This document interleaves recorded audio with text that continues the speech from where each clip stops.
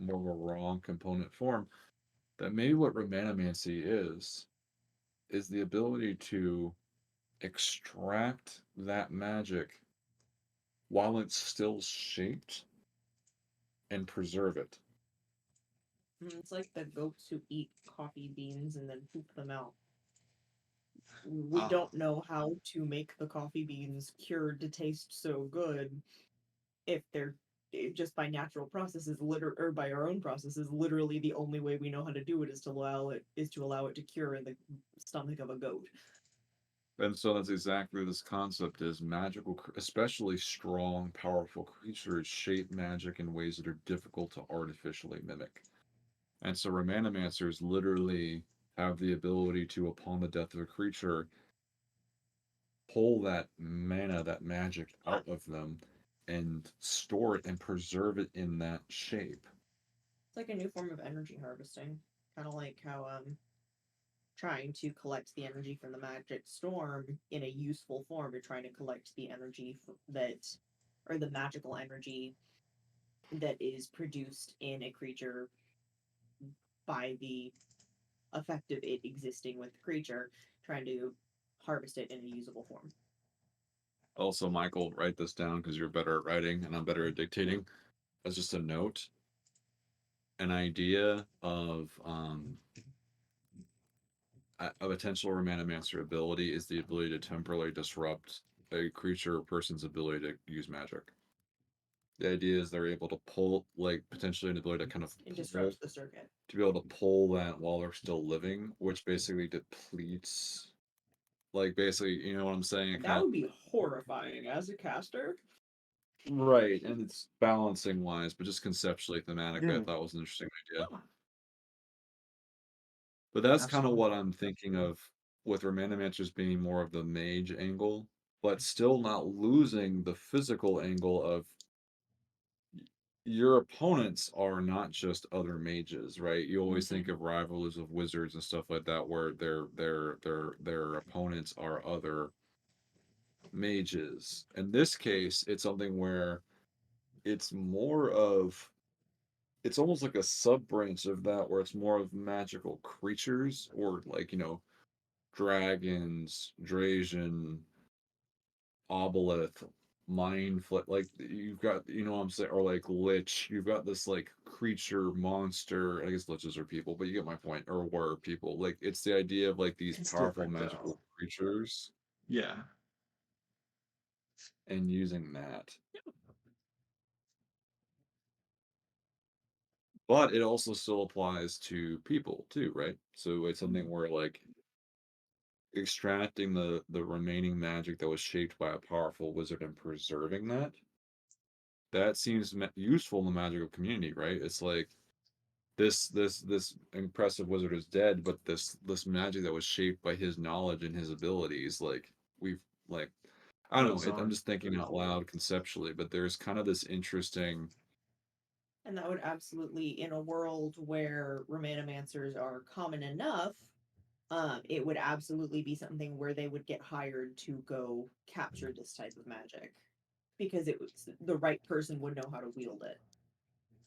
Now, don't get me wrong, the only thing is it does toe the line of cannibalism at that point, and the reason I say that is if we're using the hunter analogy of hunting animals for food, Sure.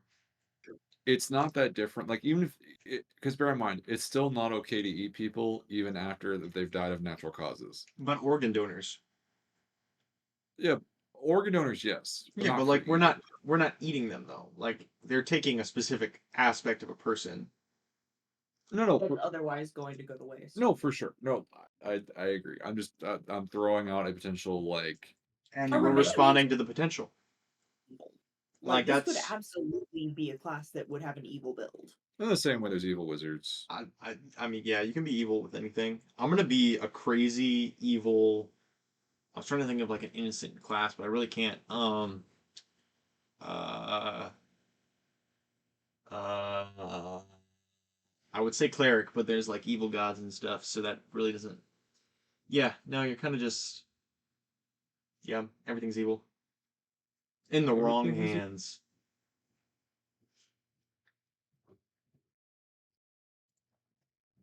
Not at the moment.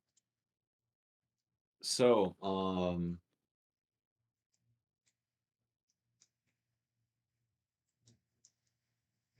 what are your thoughts about any of that?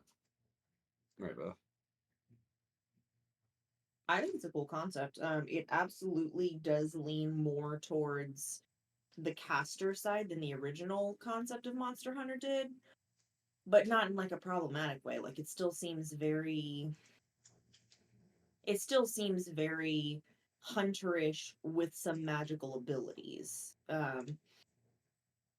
as opposed to just like a, you know, it feels more like the Paladin Ranger kind of vibe as far as the way it relies on magic as opposed to Pathcaster. Boom. See, I knew I was yes, onto something with my thematicism in my brain. Yep. Because that's the interesting thing. And this is kind of how it exists now. Oh, sorry, Mammoth. Were you done? I just had I a was just gonna small say it's a interjection. concept that doesn't feel like a dupe. It doesn't feel like you could get this concept with any other class or with any other archetype. Like it doesn't feel like there is a way to get this build unless you have a Romanomancer. It has some very unique abilities that you couldn't build another way, which is a good thing. Now I'm done. Go for it. So that's the thing. I think that's what my brain was clicking on when I was saying like half caster, but not quite. The way Romanomancer works now, and I kind of see why you thought of it as two different classes, but it's because the class has two different aspects. In a way, which is kind of what a half caster is. Like if you look at D&D or Paladin is a little different, but only because of their smites. But if you look at something like Ranger, their like core abilities and their spells do not interact. And it's the same thing, and that's how Romanomancer is now. There's the magical side, which is when you're using your Spectern, but then there's the martial side when you're using you. So it's similar to how a half caster would work in 5e. Of those two different aspects coexisting in the same class. That's how it is now. That's true. That's a good point. Yeah, because all of your bindings and manifestation and domination. There's a part of me that wants to figure out a way to simplify that, by the way. Simplify what?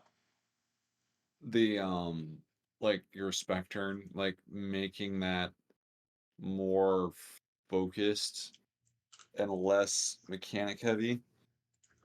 I would agree. I feel like it probably should be simplified. I don't know how to simplify it, but it should be a little bit. The two sentences of Because text? what? Are we referring to the two sentences of text in the Google Doc, or Or well, no, not the like binding. For instance, manifestation and domination being subcategories of binding. I feel like that all should be combined to just be one thing. it's traits? No, I know. However, I still think because a manifestation, something like a manifestation trait and domination trait is decently different. Sorry, you slurred your words. I'm sorry. What? I said manifestation and domination, even though they're traits, the effects that the bindings that have them or whatever are decently different. It's two very Sure. different. Well, thinking about it as magic that has been shaped by existing within a creature, that's a slightly different way of thinking about it compared to what we were thinking about it before. Because before we were just thinking about it as basically like a meshing of the whole mind, matter, soul, spirit. Is that the other one? Yep. But Yeah. this is a kind of different way of thinking about it. What if we go down that path a little bit? That may give an idea of a way to boil this down to its core elements Yeah, in a way that's simpler. I would agree because no, I agree with like let's explore that avenue of thought, like thinking of it fresh, because it's the idea of like this is now more of the specific the focus is now more on this Life and magic. spirit. What? Mind, matter, life, and spirit. Those are the four. Yeah. Um, this is now more of a focus on this magical power I've extracted and preserved from a specific being. Like I've captured that magic and it is now mine to wield, but it required pulling it from somewhere else. And the motivation, right? The motivation of this discipline is it's hard to shape this stuff and get that kind of power. Yeah. And so by pulling it from someone that's already done it naturally, you get it for free, basically. I mean, not exactly. But that's where the martial part comes in, right? Where it's like that's the flavorically speaking, mages stay locked in their towers all the time because they're fragile as fuck. Even when they are powerful, right? It's still something where they're physically frail. So going head to head with creatures with magical abilities to be able to do this process Mm-hmm. is not easy. Yeah. And also it's something where I bet you Romanomancers are not, you know what's funny? Hmm. Interesting origin story idea, by the way, just throwing a thought out there, depending on the flavoring, these are just spaghetti ideas. Maybe Romanomancers were subordinates of mages that were basically they like basically some powerful mages or something figured out a way to do this process, but they're fragile, so they went and had their subordinates do it They to taught them the bring magic back to process. them. And so that's where the physical prowess part comes in. You have Yeah. mercenaries who did it, but then they who were because the mages themselves couldn't be there to do the process, they had to teach Mm-hmm. these more physical types how to do it, and then they're like I know it that. backfired horribly. Well, yeah, I was say it taught them enough, which is also why they can't. That actually might explain why they're not full blown spellcasters, Yeah. because they It's weren't not a taught. casting They discipline. weren't taught how to do magic in its entirety. They were taught Mm-hmm. on this very specific thing. Mm-hmm. It's like And in a that's just kind of factory. continued through oral tradition. Right. Yeah, it's like in a factory where you have people trained on how to run this particular machine, and they can run this particular machine and create this one part of the more complex car. Let's say in a car factory, they can create the frame really, really well, but they don't have an understanding of the entire complex process that's required to make a car actually run, but they're able to build the frame really well.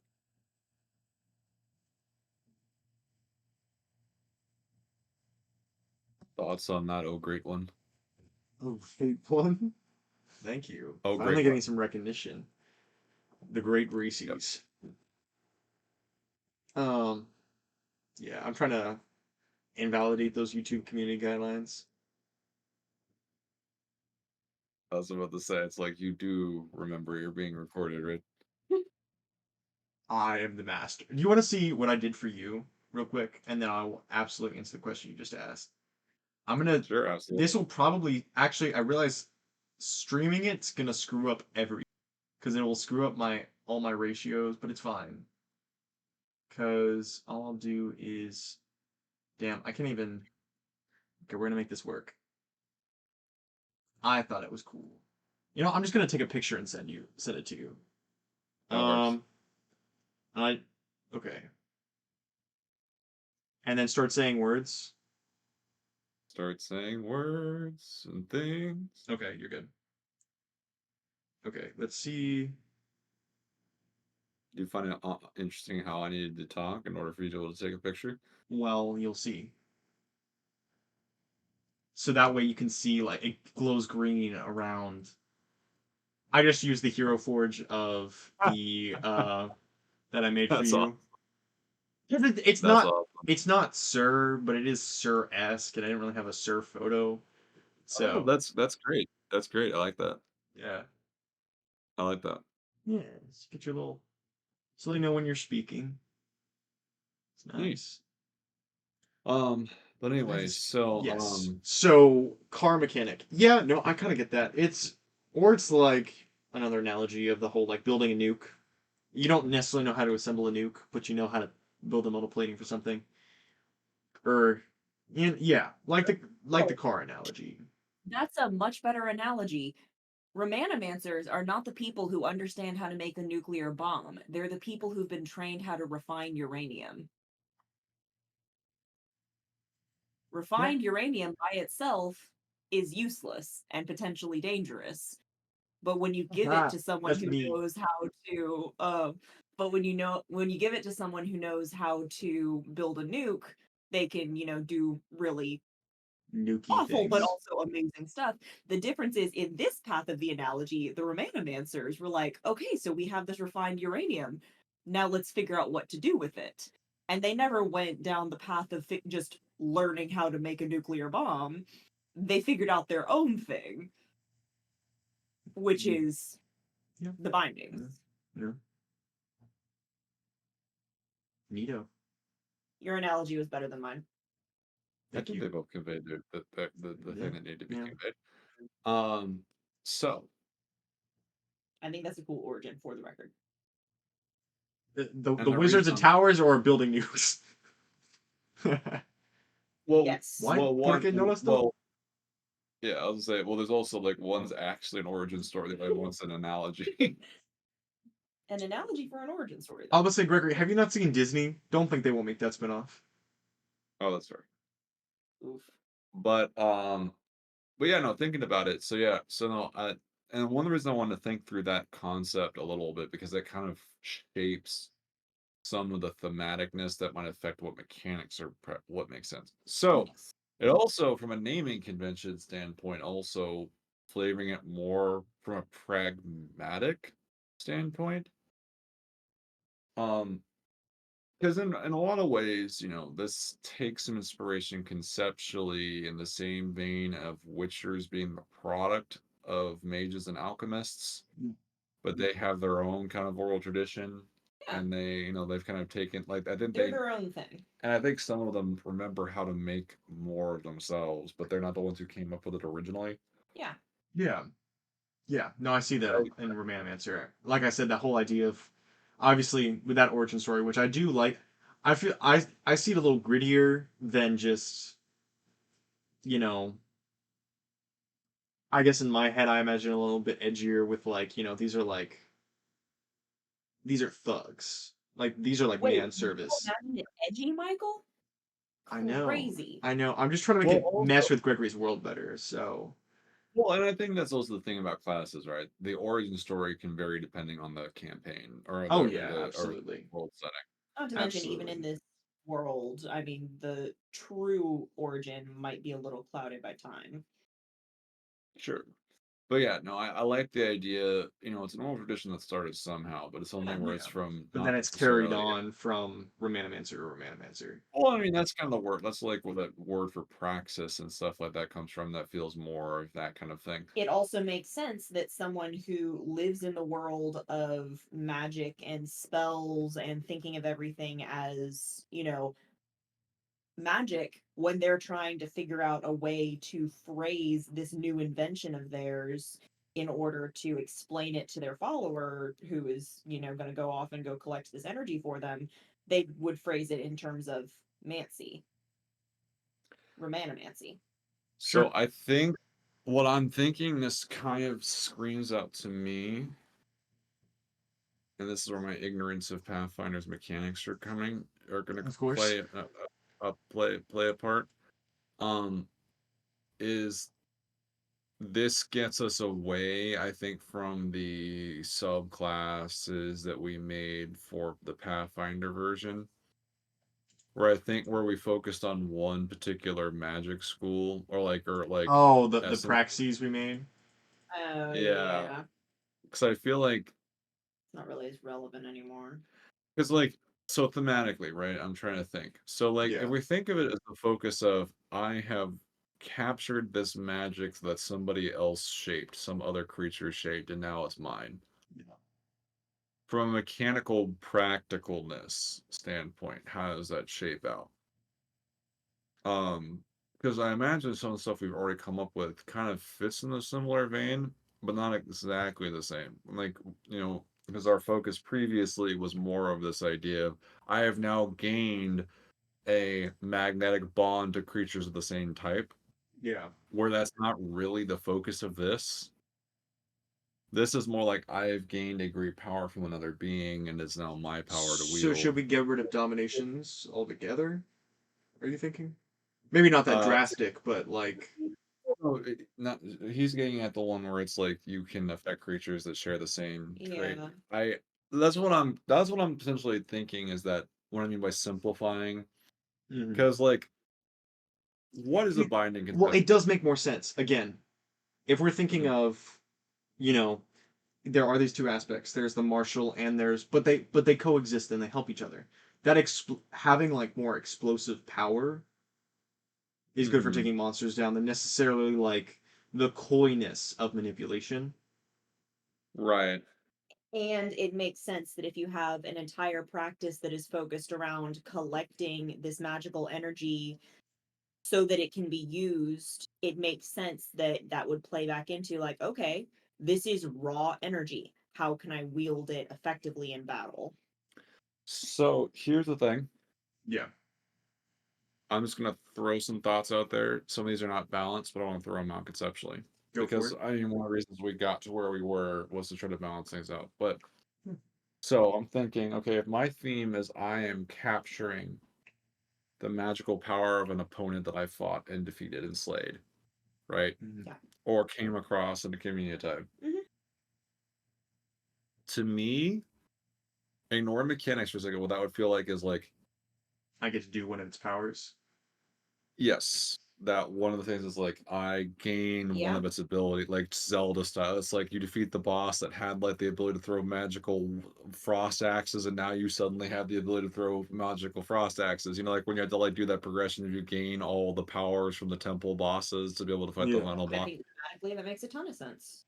And then just figuring out how to make that work Mechanically, that's a Well, nightmare. here's mechanically the because thing. every creature is different. Here's the thing. Because if you'll remember, we kind of thought of when it was originally Monster Hunter, there was that Hmm. aspect of that, and then it became how do we make that soft core? Like, how do we make that blend so it works always? This is something, and there may be other approaches to this, and I want to think about it because I think what you're saying is really cool. And I think capturing that is probably the coolest way to approach this. If we could figure out how to capture without losing that idea, Hmm. the easiest solution is Hmm. Pathfinder has implemented a wonderful two words in between parentheses GM's discretion. However, Yeah. it is another thing for the GM to have to take care of. But it's also Yeah. kind of like but before you go, yeah, think about it like this. It's not like a condition. It's like a magical artifact. Right. DMs hand out magical loot. It's the same concept of with monsters. When they're designing a monster, they have a Reaper in their party. If it's an ability of like you get an ability from the monster, GM's discretion, something like obviously that's way too blanket. But something like that isn't actually too much of a big deal for a GM to handle. It does mean getting a GM to agree to play like have this class in there might be harder because there's that extra step You on them, could but also, sorry, go ahead. you could also have a simplified version of the mechanics so that if you have someone running a setting that has Romanomancers, um, and they don't have the knack for homebrewing where they feel comfortable doing the whole GM's discretion and they want to have the rule book explaining how everything works, what you can do is you can have a simplified, like boiled down version of the mechanics that does work, just rules as written on paper. And then you can have like the tagline was like variant. Alternatively, you can gain an ability at the GM's discretion. What do you mean? What's this borderline like basic thing you're talking about here? TBD. Yeah, but like what is this like what aspect of it? I'm confused as to where this is coming from. Like I don't know what mechanic you're like because the whole So I idea don't know is what technically speaking it would be. Um, so I think there probably does need to be some kind of just general mechanical thing that you get as a result from harvesting essence or remnant or whatever from a creature, something that doesn't require the GM to basically think too hard about it. Because what if you have a Romanomancer who wants to harvest it from every single kobold they come across and every single random creature? For the GM, that is going to get really, really burdensome. So I think there does need to be just a boiled down, well, rule that's written, the player knows what they're going to get, but then having the variant of the GM can do something cooler at their discretion. if I may quickly add, Of or course. reference really, Gregory and I'm not sure if you were there, Mary Beth. We had talked about because of the limiting factor of the remnant hold at the time was what it was called. You could only have one, like, temporary boosts from killing monsters. I remember we'd mentioned that a while ago, of that whole idea of, like, some, like, net, like, condition you can gain from killing one in battle, kind of giving that whole snowballing effect, capturing that in the class. Mm-hmm. If we did go down a route similar to what Marybeth was speaking about, it could be something like that where the I'm not sure I love that, but the primary, a bit like the primary thing working, being that temporary like snowballing, and then you would have to force them to do it a little bit. Like for if you fight a special boss or some shit, like you get something like a magical item. Right. Well, so real quick, I'm spinning on the back of my head, and No, you're then good. there's one that related to this, and there's just one kind of tangentially related. So the word Romana by itself, Yep. stupidity check. I like it. I know you're You asking Mary Beth, but because I know we talked about it earlier, and I had the whole like reanimated mana. But as we've talked about it, and because I've been stewing on it too, I do actually like Romana. Yeah, Romana, because the idea is like instead of calling it remnant or essence, or it's the idea of it's remaining magic. It's like it's literally the word mana Remnant and mana. remaining or Mhm. remnant combined. And so You know how I think about these things. I'm gonna have to stew on it for a yeah, little I'll let bit, you but stew on that for a little bit. I don't hate it. I'll come back to you on Yeah. that. Yeah, stew on that for a minute. Yeah. Because if we make it called that, then the name of the class and the thing It's thematically, all It's ties important. I together. think that is a really good benefit is that all the different names work it together. also demystifies the name of the class a little bit. Yes, so Yeah. people aren't like, oh yes, romantic necromancer. Right. Because I mean, fair, the Mancer just means wielder of usually. So Yeah. like Yeah. necro, wielder of death. It's the idea of like Wielder remains of of death. Romana, Yes, exactly. which is the So, thing in the but world. Look it up. Wikipedia, Vildenpedia, the pedia. Wikipedia. just America. especially that's then the thing that is related. Um, so from a plausible balance standpoint, there's two things that came to mind. One's tangential to Mary Best, which is the concept of you have similar to I think both D&D and Pathfinder do this to an extent. You have the idea of here's how you build a background. And in fact, that's probably what you should do. However, if you're uncreative, here's some pre-built backgrounds for you. Yeah. There Yeah. is Yeah. You can roll on this table. you could or roll Or no, roll. straight up D I and D would has pick that whole thing of you in one D&D. There's the straight up you create your own background. Here are some to grab from if you're dumb. right, exactly. And so that's kind of the whole What's that quarter? I would say not even roll for because it's something where the thematicness of it matters, right? It's Yeah. something where it's like I gained It like an needs to be ice spike from cohesive. my fire elemental. That doesn't make any Yeah. sense. Yeah. So rolling is too random, I think, Hmm. depending on what we're doing. Um, so you could have some like pre-builts because here's my concern Yeah. from a average consumer standpoint, making it where in order for so the GM does have to balance the loot they give. And so there's a certain Hmm. degree if we were able to it depends, right? Yeah. If it's completely on the GM to build an ability, then they have to balance that they're basically homebrewing and the Yeah. class is forcing them. That is not a great answer. Agreed. The opposite extreme is everything's pre-built for them and they're just picking. And at that Or point, it becomes boring because you have a really, really cool, let's say, even a homebrewed monster, and suddenly they have to be like, okay, you get a +1 circumstance bonus to these checks. you Guys, this you is want the literally Artificer. Think about it. 5e Artificer. There's pre-built magical whatevers. I forget what they're called. Not invocations, but Infusions? infusions, and you can make magic items. But there's like the whole it doesn't explicitly say, but it's like you can make your own magic items. right. Like sorry, I had that connection, but that's part of the problem. That's the dilemma we're dealing with is if we have cookie cutter and then also I think it's weird because again you want to make it not as complicated. And this is the same problem we came to before of like, how do you streamline this? How do you make this work with everything? There has to be, if we want this to work, there has to be a workshop. There has to be a blueprint of like, Right.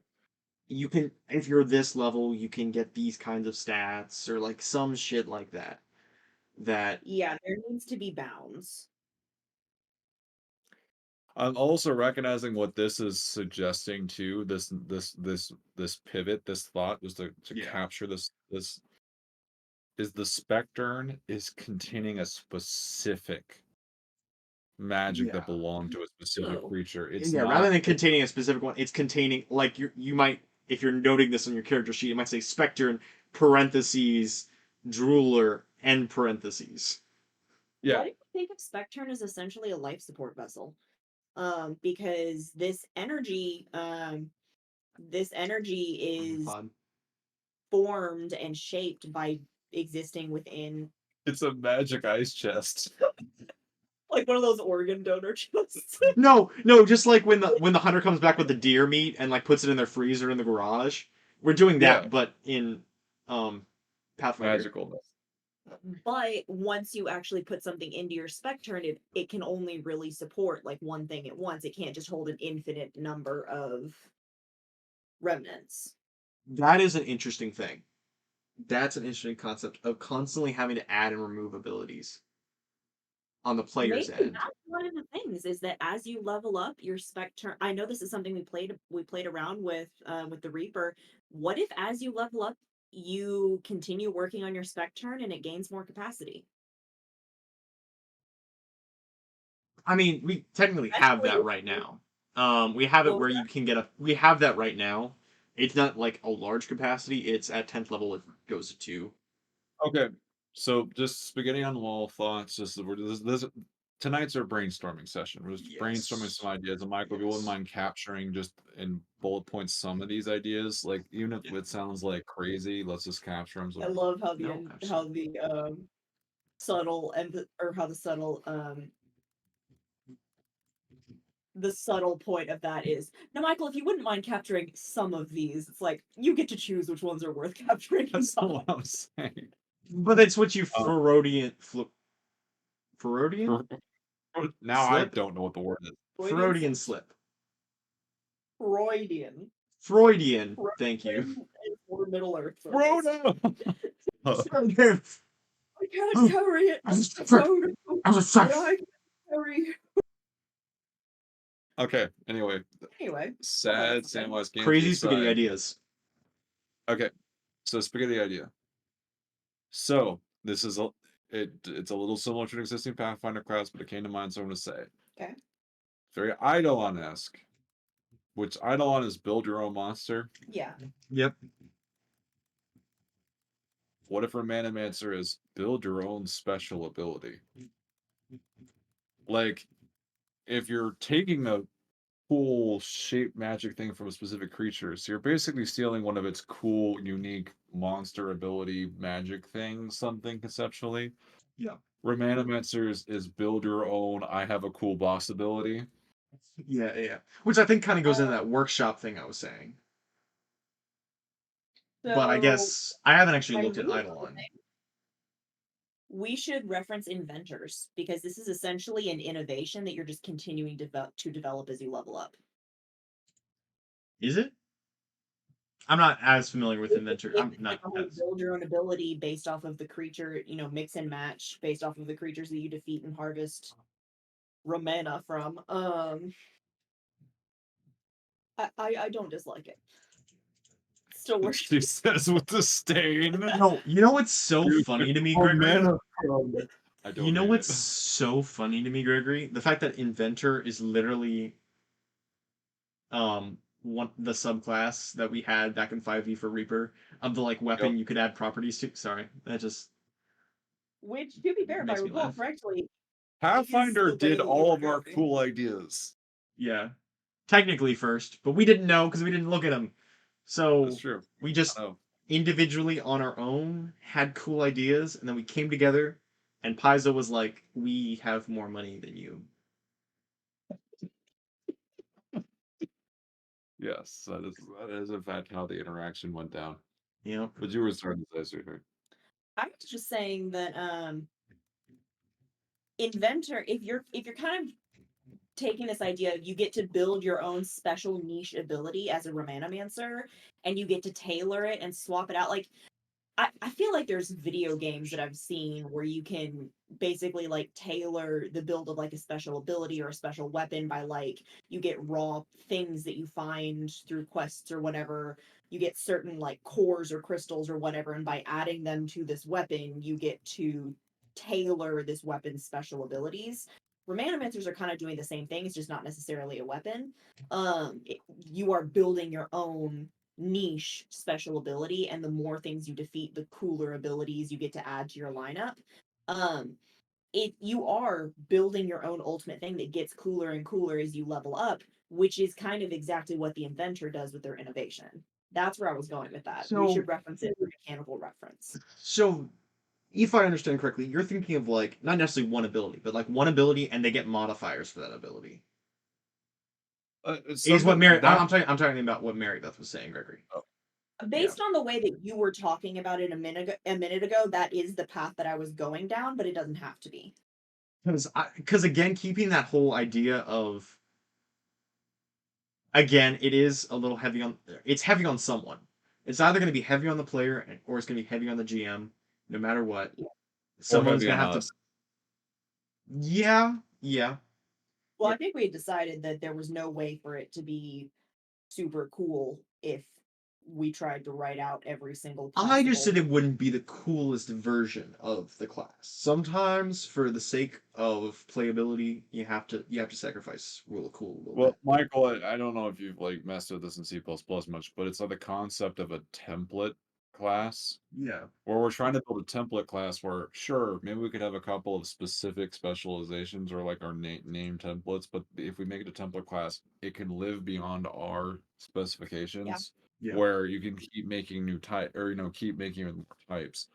Um, and like a template class, some types are not going to work right, and so Hmm. it's not perfect, but it is something where relatively. But anyway, Yeah. um, But so, if I oh, understand where you were coming from, Gregory, again, that whole idea of this isn't even mechanics, this is talking flavor of like you kill the ice monster, the ice troll living in the cave that's grown ice spikes growing from beneath it, and you're like, okay, I killed this monster.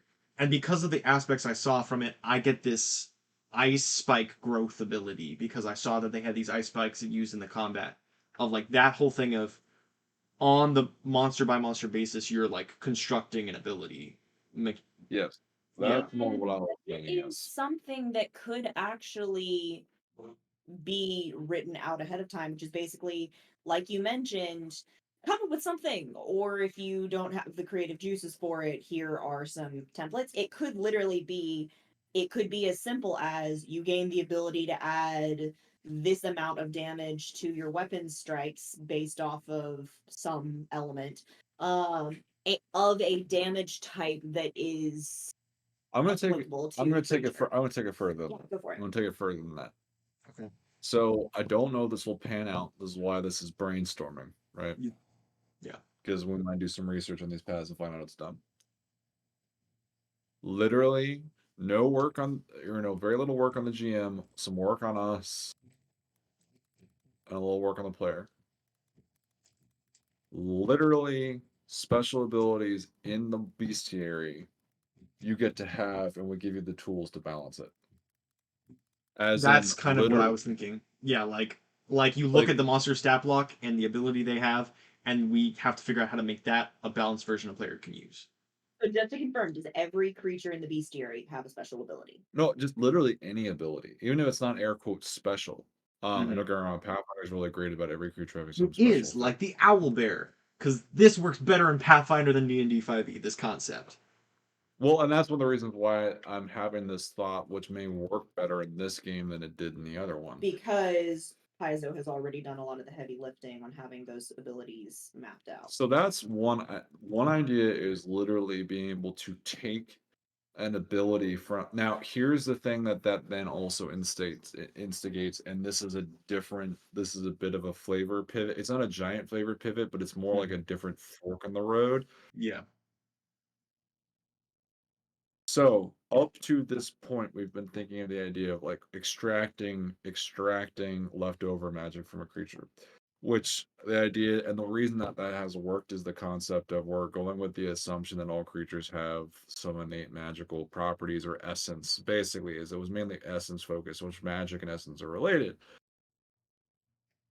So, how do we flavor it? Potentially, like some thoughts from you guys of taking this as less of I'm stealing your magic, like I'm stealing your magic spell, I'm stealing your magic.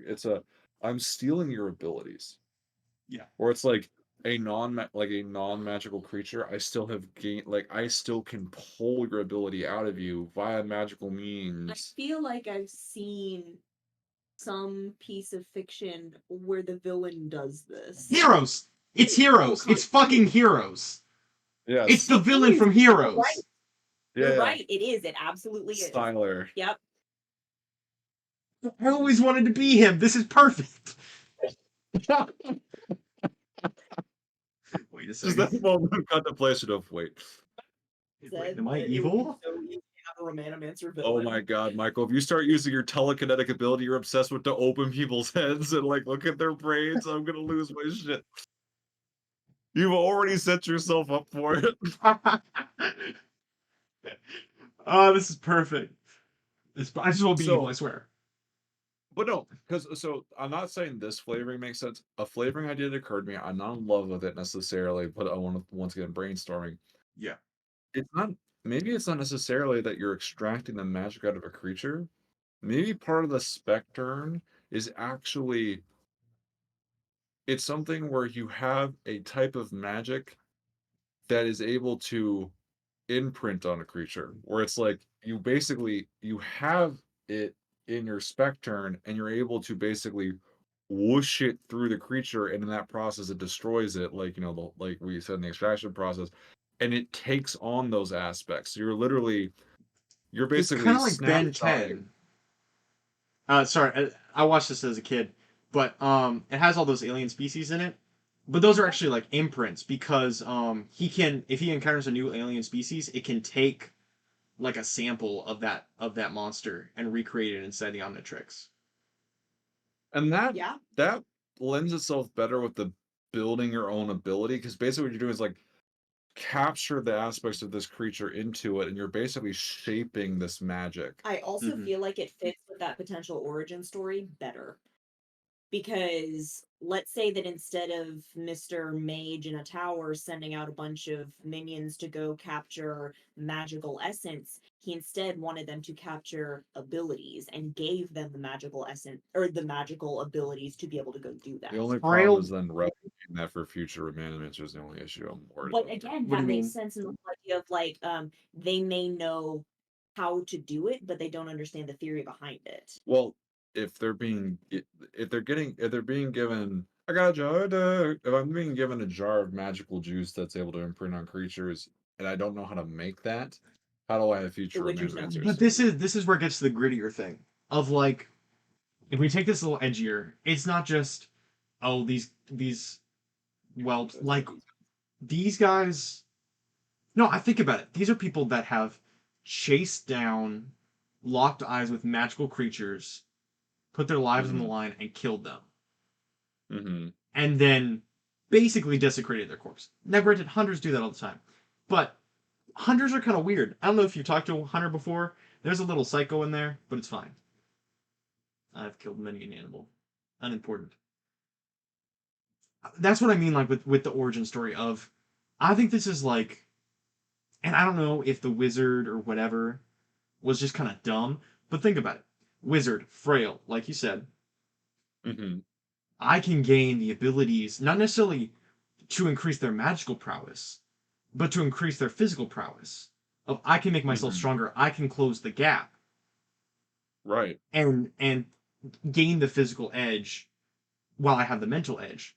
But they don't have the physical edge, so they get these thugs or like their manservants that are but like they're not treated well. Like these are manservants for a wizard. Sorry, people aren't actually that nice. So they don't just want to work for the wizard just because they love him so much with their heart.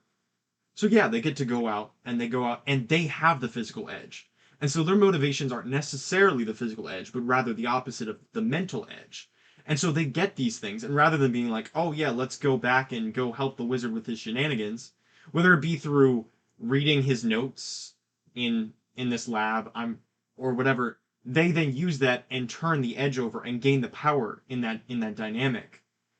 Mm-hmm. And rather than delivering that power to the wizard, they figure out how to harness it themselves and then kind of backstab their master. Right. Especially, Oh. I don't know that this is still a Squaverny situation, but if Oh it no, I is, think we're recycling the yeah. concept. But even if it still had been, there's that whole master slave dynamic, and that is something that does exist in your world, of that whole like people less than and fighting back Mm. against that and those whole concepts, and that kind of exists here of like that shaking the power dynamic. Yeah. And that's why I think it works. Is they figured it out how to do this, and the inclination is more towards those like cooler magical abilities because they already had that physical edge. Like that was already their strength. And it's possible original wizard dude had a completely different idea of how he was going to harness this essence, this Romana, but Never got he the chance. he never got the chance. Which gives Gregory the great opportunity, if he ever wants to create some evil lich who's like, I must get Romana so I can actually do my evil plot. I feel like you're I trying to don't. find every area to make that word sound bad. Like, I she's just don't looking know for what that every. plot was. What world is Gregor going to tell a story where it's a lich that says, "I must get my Romana to do my evil plot"? What's your evil plot? To do my evil plot, dummy. Duh. Yes. What is your motivation to have a motivation? It's kind of like Doofenshmirtz. It's like, how are you going to be evil by being evil? Yes. The evil romancer. Oh my gosh. This is sad. So hold on. So something I want to point out here Okay. is if we to get away from the origin story for a second. But it's so fun. No. I like it. I'm down for it. But and it's also going to be an open ended because it's something where it's like in different settings it might be different Yeah. origins or anything. It But just it helps with the theming a little bit. yeah, no, it does. It does conceptually. I understand, agree. Um, but what I was going to get at is that if there are two different ways of looking at this, and it does affect the flavoring and potentially the naming of certain things. Mm-hmm. If Romana is extracting the remaining of something, that probably makes sense for it to stay that way. If we're talking about instead this flux capacitor thing that has the ability to imprint itself on like fallen Oh, creatures, you're right, because that no longer really fits the flavor of it's no longer extracting, it's more of learn its secrets, my pet. Like, it's like that. It's more of that, like, Yeah. right? Where it's like it's this almost symbiote esque Mm-hmm. thing where it's like it's this thing that you're nurturing or whatever that you're basically like shape yourself on this creature's No, you're power, right. You're right. which is not If a we go bad down this path, it just no longer fits the Romana flavor as potentially far as not. naming. Well, I that's don't. that's interesting because it's like the bridge. Just talking about like the apparatus for a moment. Not that it's alive, but it's like the bridge between species. It Yeah, is yeah, yeah. literally it exists to figure out how to make these two things work together. Well, in a certain way, like I was in a way, taking some inspiration from Marvel's concept of symbiotes. It's the idea of like the Spectre is more like a jar that can hold a symbiote in it. Like that's kind of like in Mm-hmm. either situation, it's either the jar that can hold the thing you extract out of the creature, or it's the thing that holds the thing that allows it to go bleh on something, right? Because it's either that or we like this brainstorming session, right? We're just talking about Yeah. all the avenues.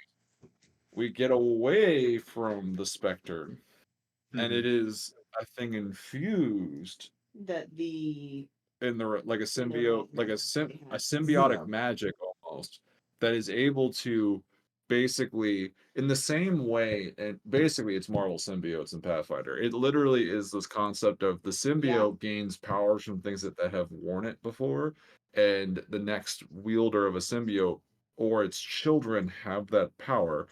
And or a so variation on it. or a variation on it. And so conceptually speaking, you could have this like the only I don't necessarily want to go full blown symbiote down the route of like a literal sentient being that is paired with you. Yeah. I'm like about that. But having this thing where it is a part of you that you have like it's either in a jar outside of you, but especially if it's giving you an ability, there's this argument Of like it's one thing to internalizing it. extract out Yeah. of a creature and preserve it, and then you're like, So potential spaghetti on the wall uh-huh. Okay. subclass that kind of like how the alchemist, one of the subclasses focuses on mutagens. Mm-hmm. One subclass of the Romanomancer has figured out to wield it without a spec turn. It's a bullet I point. kind of like the symbiote idea. Like base Mm-hmm. of that whole idea, completely just destroying all the work we've done so far. I love that. No, but I'm enjoying it. Like I feel like if we can do this and we can pull it off, I think it's better for it. Mm-hmm. Um, it may not be a sentient being, but again, capturing that like martial, that physical energy, right? Of like Right. it's an Like animal. Witcher. It may not be sentient, but they're you've paired with something. It could be like bio living, of like it's a mechanical thing, Well, but even if it's not, like you can still like a have the effect. parasite. Well, it's not even this. Well, like in the same way a parasite's just a creature. I like the idea that it's like it's magic that is attached to you, right? Yeah. And it's something where you have the ability to pull it out of yourself, have it, basically stretch it out. It then imprints on this creature, like, Mm. shaping itself after it, and then it pulls back into you and it pulls with it that Which fits impression. incredibly well with the higher level ability to basically disrupt a creature's abilities. Oh, potentially, yes. But no, and it still embodies the main core from before of creatures as a resource, but in a different Yeah. way. Oh yeah. No, it's a different approach, but the resource is the same. Yeah. This is taking more of the Eidolon approach of I have this cool sub thing I'm nurturing into something specific. Mm-hmm. But I like the idea of like, hey, I have all these other abilities that don't give a shit about that. But there is some synergy possibility doing it this Mm-hmm. way. If for instance, crazy talk and don't get me wrong, the balancing scares me. Yeah. Crazy talk. Shoof. I absorb this creature's multi-attack. Like Yeah. shit like Yeah. that where Like it's like something that synergistically then works alongside those martial, again, like paladin. Paladin, you are able to use your channel divinities, I believe, in order to like do. There's something about smites. There's like something about smites that works with the spells aspect of, or like warlock, which is weird that warlock is like a half caster, but it is. Um, in which they, especially like with hex being modified and eldritch blast being modified, absolutely, there's that potential for synergy. more spaghetti on the wall, just thoughts that are churning into my head, and Mm-hmm. maybe they're not. But going with this whole absorbing abilities, regardless of how symbiotic we make it, Yeah. to avoid, I don't want to go creepy with it, but like to avoid the whole I'm stitching myself up with the most powerful things that I have found, but like taking similar cues of that. Yeah. Telling you, that gives you a great villain opportunity later. I'm trying to give a hero character a Please class stop! that I Please want stop, Mary Beth. I want this to exist, and I don't want you to scare Gregory into thinking it can only be villains. Please, for me, do me this one favor. Be honest, Michael is the one playtesting this for you. If you honestly think that it's not crossing his mind. I want this to exist. I'm not gonna pull a Sarah and go out there and say romance answer. Like, Yes, but so conceptually, Yeah. you have it like I love this idea of almost like tendrils of magic that like basically go into it yeah, and like basically like and there's like a pulsing and then it pulls out and the thing turns to ash, but now you've gained its ability. Uh-huh. yeah. Like you've watched clips of the Flash, right, Michael? I I've seen all of the Flash, the CW show. It's like the Brainiac guy who gets the chair that has the things that go and it goes like vroom, vroom. Yeah, yeah, Imagine yeah, that yeah. magically where you basically Yeah. and it's like it's almost like vein vine things like Mhm. magical tendrils come out and use No, I see it. I see it. which seems a little concerning, but I don't know. It's okay. I won't worry about it just yet. Technically, there's like a necromancer class that heroes can play, and um, Right. I feel like there are classes that look evil thematically. Yeah, and quite frankly, that's also the case with like Warlock or the Pathfinder version, Witch. Like, Yeah. there are classes that at their core carry more evil connotations, but they don't have to be played as evil. Bear in mind, it's me making it though, so Which let's it not. doesn't have evil connotations. And I know. I'm It good. I'm good. I'm is actually good. I'm good. sinister Yeah, yeah. Well, it's looking. just as sinister as you'd be like, all right, kill the deer. I'm like just rip it open. It's Like also one of those things of like, I imagine it's something where, again, tabletop RPG, everything flavors free. Of that's like the core look of it, but there's gonna be that person that like does a druid multi-class and they're like, oh, tree branches grow out, and then like I sap life and leaves grow on it. Like, so it's the whole Yeah, thing of it's not tied down to any one specific one. And that's fair. but that being said, flavor is Mhm. free. That aside. So, what I was getting at is you go whoosh on a creature. I take its vision. Where it's like whatever its vision stat is or is now yours. Your vision stat Mm. gets replaced by it. So There for are a that, lot if of you senses. fight a creature with dark vision, you now have Or its movement, or something to that effect. that's another thing worth writing down in a bullet point is one plausible build your own ability is you basically have slots the way you see, the way you move, and all these things, and you can replace it with a creature you've encountered abilities. Mm. Or or with limits, right? Where Yeah, it's yeah. like maybe there is basically there's stop gaps on it where maybe what it is from a balancing standpoint, if a creature gives you fly speed of 100 like 300 Yeah. feet, that's obviously broken. And so there's a restriction of like, especially if you categorize it by like things like vision, movement, and crap like that.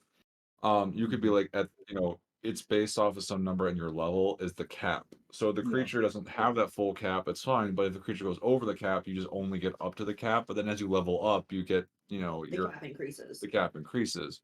That might be a way to basically put a ceiling on Which crazy would make a abilities. lot of sense because if you are that creature, you are born into having that ability. You're very natural at wielding it.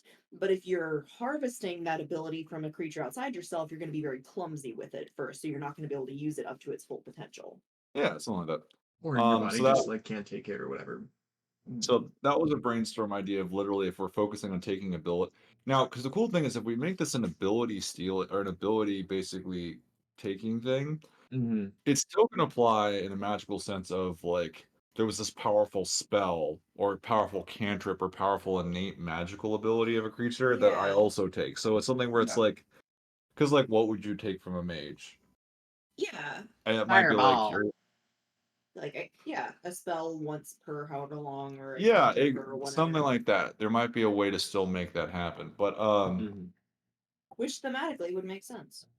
so this is a this is a alternative multiverse version of the original idea we had, which is instead of pulling remnant essence out of a creature, it is this I have my own ability. So this is less of reaping. This is like getting away from the soul reaping kind of flavoring. And this is I have this magic infused in me that has the ability to be shaped by other beings.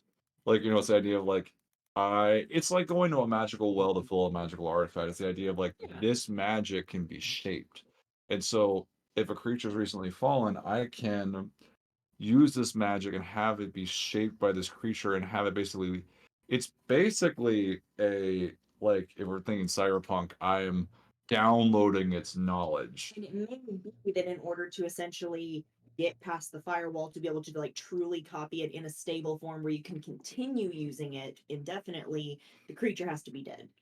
Whereas you might have other abilities that allow you to temporarily borrow something, but you can't actually gain that ability unless the creature has been defeated. I think in the Prevents you from cheesing it. I think in the simplification Hmm. version, this would be the idea it only can be dead, and it's the idea of this is more of a Eidolon-esque ability where you have other abilities that are unrelated to your it's like Yeah. it's the Yeah. idea of like instead of it being an Eidolon, you are your Eidolon, where it's Mhm. like I'm yanking things from fallen opponents and shaping myself. Yeah.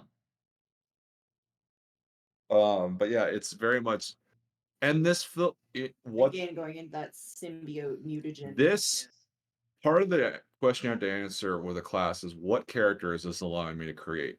And Mhm. honestly, thinking of this as maybe a less sinister Siler, what class currently fills that niche?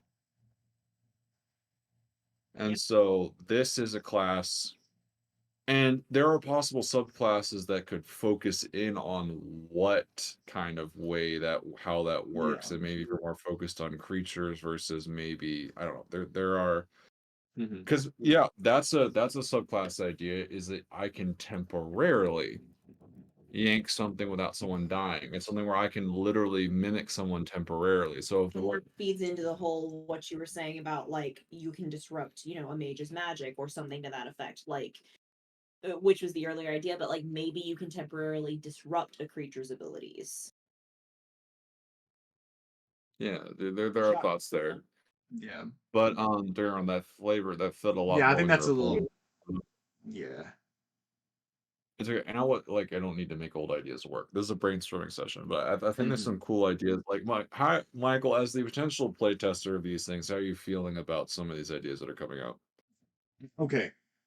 So the way that it looks to me, I think the attribute stealing is a good idea for like, but I don't think that can be.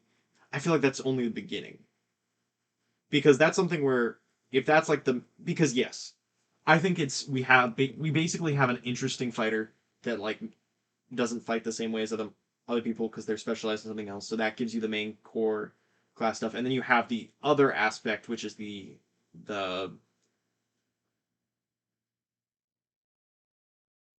symbiote. All right, sure, we'll call it that for now.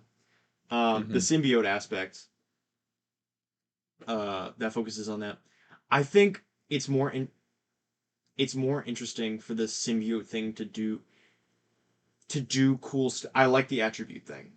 But if I'm just constantly cycling between having a flying speed or a walking speed, I feel like that eventually it's not as cool. And so that's No, why I for feel sure. like that's kind of like what we were talking about way back in the beginning with the whole idea of here's a basic thing and then maybe it's a level thing, maybe it's something optional. I don't feel like it should be optional. I don't feel like it should be a variant rule. But something where we have this is the basic cookie cutter. You can steal these attributes. Maybe somewhere down the line or through some method you get an ability. I really feel like we should figure that out. No. I don't disagree with that. I think the idea that might be shaping in my head Mm-hmm. is the idea of because I'm thinking from like a balanceable standpoint, Yeah. taking basic common traits from any creature, which means that every creature has it. So it's like, Yeah. hey, I understand that's only so useful. This Mm-hmm. is something where now it goes back into the whole, hey, this is a notable opponent. I'm going to steal that, Yeah. like after we're done this fight. Um, there is that aspect. Um, that there are a couple of things we could play with that, but like so it's the idea of like, hey, a creature that can see well in the dark, I want that, or Yeah. there is also some flexibility where it's like Ben 10 style, where it's like, okay, at this point, I want to change and pull a different ability from a different creature for Mhm. this thing we're going to do. Because it's the idea that if you have And these maybe those slots, imprints can be stored as you level up. Of like those imprints of other creatures, you can store that imprint. right? Plausibly, or maybe that's part of the driving to go like hunt down specific creatures like that was part of the idea is like, hey, losing this ability. Now, here's the idea. Mhm. You have more than one slot. Okay. And what I mean by that is it's not just a I can only steal vision or I can steal. It's like you have Your vision vision, slot, your movement movement. slot. Yeah, you have these things that can be So these you can pull them out. yeah, these attribute, and this is the whole Mhm. And picking maybe and choosing from different creatures. so you're thinking if you have a creature with a burrow speed as opposed to a creature with a flying speed, if you currently have a fly speed and you end up swapping it out for a burrow speed, you have to later go and get a creature's fly speed to be able to replace. Is that kind of what you meant? I still I like think the idea. yeah, like you could have dark vision and fly speed at the same time. I still like the idea, and this might still fit in the new theming, by the way, that the concept of a legendary action that a regular person can take, like that we put in Reaper, might still Mhm. work here because you're taking the aspects of powerful creatures and include. No, you're wrong. I don't know if Pathfinder has that concept actually. Legendary actions. Probably not, and that's a D&D centric thing. If I had to guess, legendary creatures can just take more actions per turn Oh, no, it makes sense. because everybody has 3 actions, so it might just be a. Yeah, you just have This creature regular takes 5 stuff. actions per turn. Although that being said, the thing that makes legendary actions special is the fact that you can take them like On someone You else's can turn. disrupt the turn order. yeah.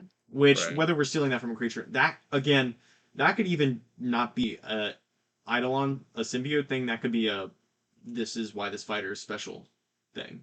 Oh no, I agree with that. That's why this fighter is special. Because it's how we did for Reaper as well. But I'm just saying Yeah. thematically, it still works because this Mhm. idea of you are more like these things Monsters. that Yeah. normally you would only. It's like these are things you normally would only see in the bestiary, but now you're able to take it as a player.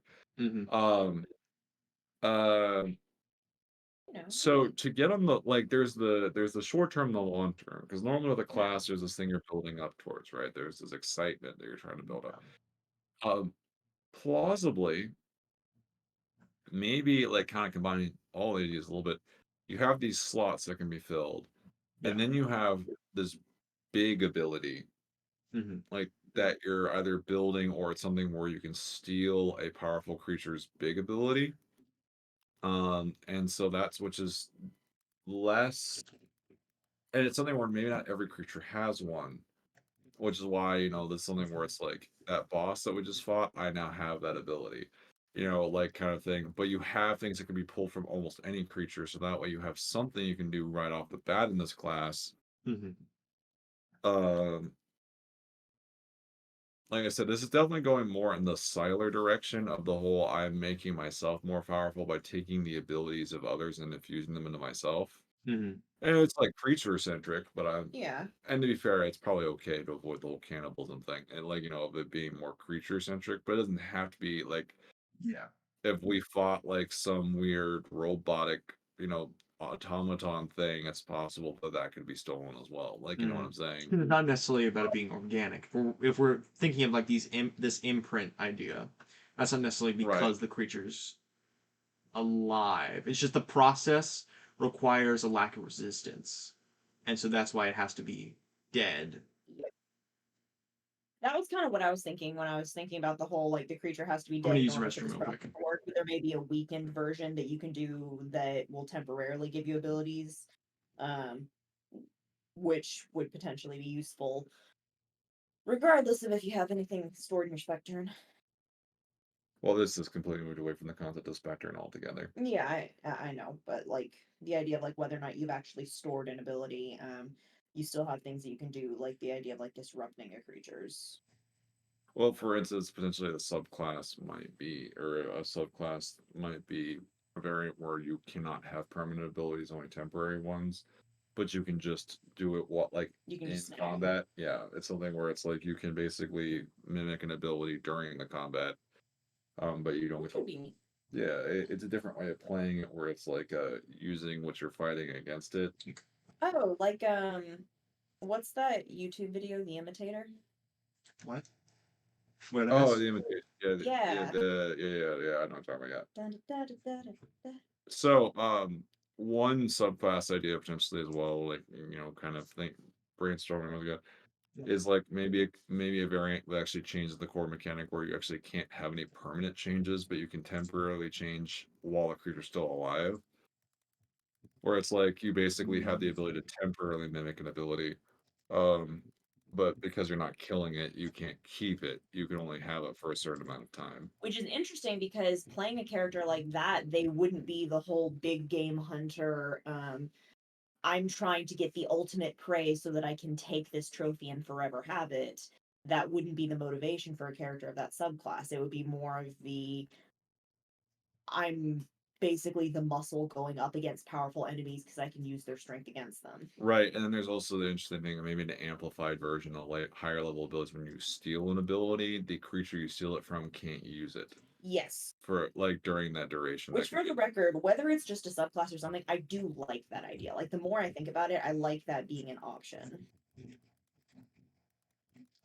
but there on. I don't mind it. I'm just thinking out loud from the brainstorm that this is a massive pivot. Yes, Oh yes, it is. yes, no, this absolutely is a massive pivot. When I was My on the bathroom, I did think about the ramifications for my character and the fact that depending on how this plays out, every action I've taken class wise, cannot be justified anymore. Yeah, I'm sure sorry. we can no, I'm sure we can figure something out.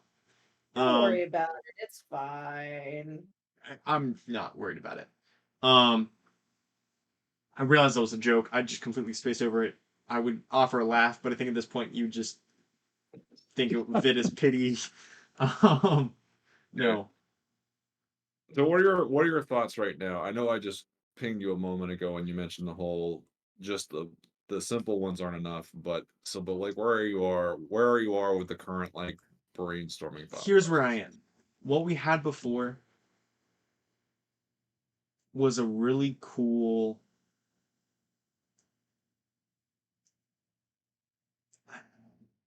Black Mirror of kineticist, if that makes any sense. Mm-hmm. They did the same, mechanically speaking. Strip out the flavor, make it mechanics. They did the same things, but they filled in each other's spots. Mm-hmm. Kineticist was like physical based. Romanomancer, as it was known, Reaper then was like all the like energy and like magic rather than like rock and sand. Right. But they were basically the same class, and I think in a way, like in the way that the abilities work, which was cool. Mm-hmm. It is cool. Um, but that's a class now. Like that's been released at like as is. And I think what we have here is yes, we can liken it to an Eidolon. Yes, we could liken it to Inventor, but it just doesn't feel like them.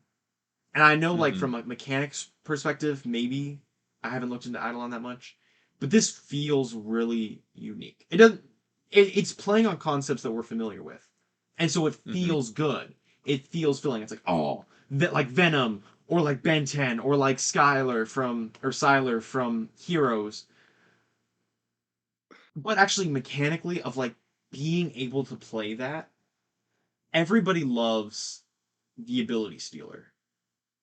Like Mm-hmm. that concept, especially recently, has gained so much traction of like novels and stuff like Solo Leveling. And you might not be familiar with these, but like these are like mangas that have become anime or like whatever. So that whole culture, like this is an exploding idea because it connects with people. Of that feels badass of using someone's ability and then beating them up with it. It's the Right. whole concept of like the nerd and the bully of using their advantage. They're stronger in physical power, but all of a sudden you get the upper hand and you beat them in their own game. Right. And that feels intrinsically amazing. Oh yeah, no, I would agree with you. I think there's a cool niche that could be filled here. Um, I think the thing that's gonna, and this is the thing about ability stealers in shows and stuff like that, that we're gonna run the same issue here, is they're normally the overpowered broken character. They're hard to balance. Every story needs a main character. I'm kidding. No, what's funny is normally the way they balance those characters is making them mentally unstable. Heavy Or randomly lose everything. Yeah. Yeah. I'm looking at you, heroes. Where they're like, shit, the main character is like way fucking overpowered. Give him amnesia. Okay, that wasn't good enough. Have his dad steal his power. Like, Ah, Heroes. What a show. what a show. It was great, all one season of it. Yep.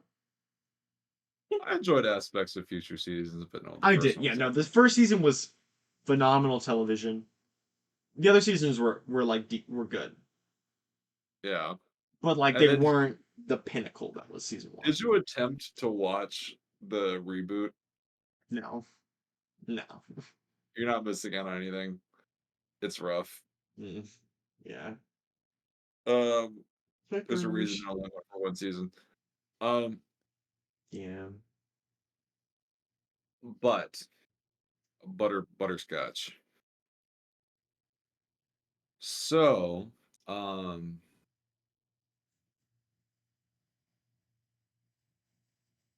I like so yeah, it's the power stealer is what it is. It's the ability stealer. Balancing is going to be an interesting thing, but I think I like the concept of like there's some gimmies, right? Some low hanging fruit of like, Yeah. this creature's got dark vision.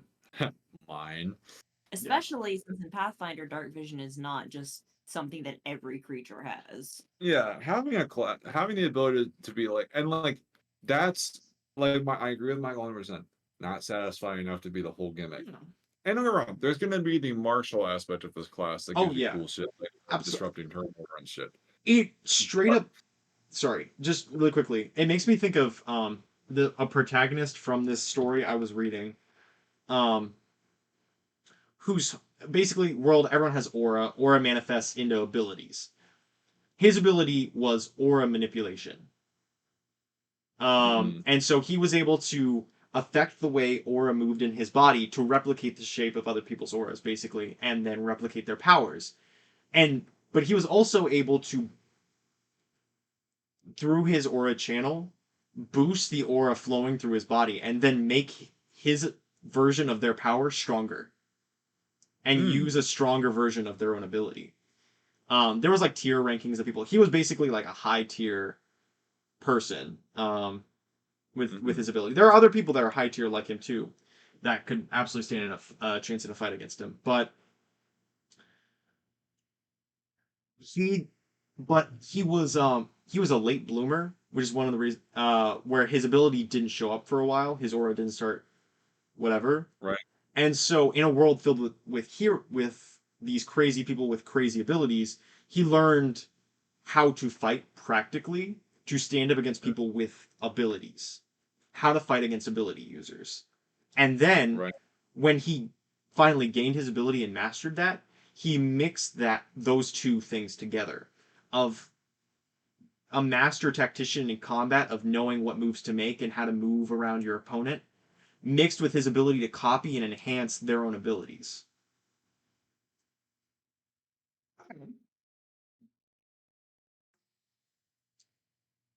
Yeah, girl. Sorry. Nice, nice. I also forget where the side tangent came from. I probably interrupted you. You're probably saying something impactful and important. No, no, no, no, no, no. I actually had asked you what your thoughts were, and this was just you expounding upon the whole kind of the type of character that this class Yeah, is facilitating. yeah. And that's the Um, thing of yeah. I think I was saying of like how important the martial aspect is, but yes, you yes, were just speaking about how you also felt that the just attribute ceiling wasn't enough. and that's where we Yeah, are. just the basic attribute stealing is not enough because it's like, sure, cool, I've got dark vision now, or cool, I can fly now. What's the Kind road? of, That's it makes me think of the way that Reaper worked, actually. mhm, Because remember, we introduced the whole concept with remnant adaptation, a separate mhm, ability that is like that gives you that whole idea of what the class is going to do. Of you get to, based off an essence you have, get a plus in these skills when interacting with those creatures. And then mhm. we introduce bindings, which expounds upon that idea, taking it a different direction, but you can see that it traces there. And so it's that whole idea of introducing the concept and then having it grow. That's an interesting idea too. I don't want to dig down the rabbit hole too far because we want to get the idea. I don't want to take an idea too far down the road in case we don't want to go into it. But like Yeah. to take it a little way down the road, just to kind of mind proof it. We still could do hunter adaptation esque with Mm-hmm. this new approach, with the idea that any creature that you have stolen ability from, you have some bonuses against, and that would actually give you bonuses to multiple creatures in multiple slots. If this creature has this type of ability, you get this type of bonus against them. Weird, and that would actually give you an excuse to steal the same ability from a different creature. Mm-hmm. Actually, that's enough. What I'm saying is like this creature has dark vision, so does this creature. But if I take the dark vision from you, like I've already taken the dark vision, but if I basically just take your version of the dark vision, there's an Mm-hmm. aspect of your nature that comes with that. And so I have my circumstance bonus against Oh, you. that's not what I And was so, thinking. yeah, Makes but sense. I see where you came to that conclusion, but it's the whole idea of if you have five, let's say you have five slots, five basic attributes, that's five different creatures at once you can have bonuses against. You steal someone's dark vision, that acclimates you to that creature. You steal their movement speed, that acclimates you to that creature. And also, what could be an interesting mixing and matching is not because that makes it not just the abilities, right? Yeah. The bonuses are based off of which slot. What bonus against what, like what advantage you gain is depending on what you stole. Mm-hmm. So So you would get a bonus versus like perception or something if you have their vision yeah, or or something something like like that. that. That's the Yeah. concept in my head, and so that's an interesting thing of it's not just what abilities you're gaining, but what bonuses you're gaining against that creature. And don't get me Yeah. wrong, there's the whole factor of maybe I don't want the abilities of the monsters that we're currently fighting, but that's interesting. It's the whole thing of it's the become your enemy thing, where it's like I Yeah. am literally stealing the powers of the creature. Like for instance, hypothetically, Hypothetically. Tetzel could steal the abilities of the dissonant creatures that we're fighting. Like that is hypothetically plausible, and Yeah. that's something where maybe that's not something he wants to do forever, but it's the idea was like he becomes more dissonant by pulling dissonant abilities out, Which and is makes it kind of more a effective. scary thought. Yeah, It's kind of but like the way then that I handled the whole brain reading thing. right, Yeah. but then maybe Actually, remember how you were like, nothing I've done with Reaper so far could be justified with this rework? That would actually still make perfect sense. I've read people's minds and pushed people telekinetically. I don't know what Yes. creatures do that. Which happened after you interacted with Monimi the first time. I do have the ability. I've spoken in people's minds, I've read people's minds, and I've pushed people to yep, and telekinetically. Monday has telekinetic projectile, which is at least tangential. So anyway, Yep. so And he speaks in people's minds. yes, so um yeah, yeah, no. So like that's something where there's some potential there. Like the idea of Interesting. I do like that. Make sure you capture that. Yeah. The idea that the different slots give you different advantages. So it's not just the slot gives you different ability, but it also gives us a different bonus to the thing you stole it from. Yes. So there's a deciding factor, right? It makes more choices, and choices are always good, right?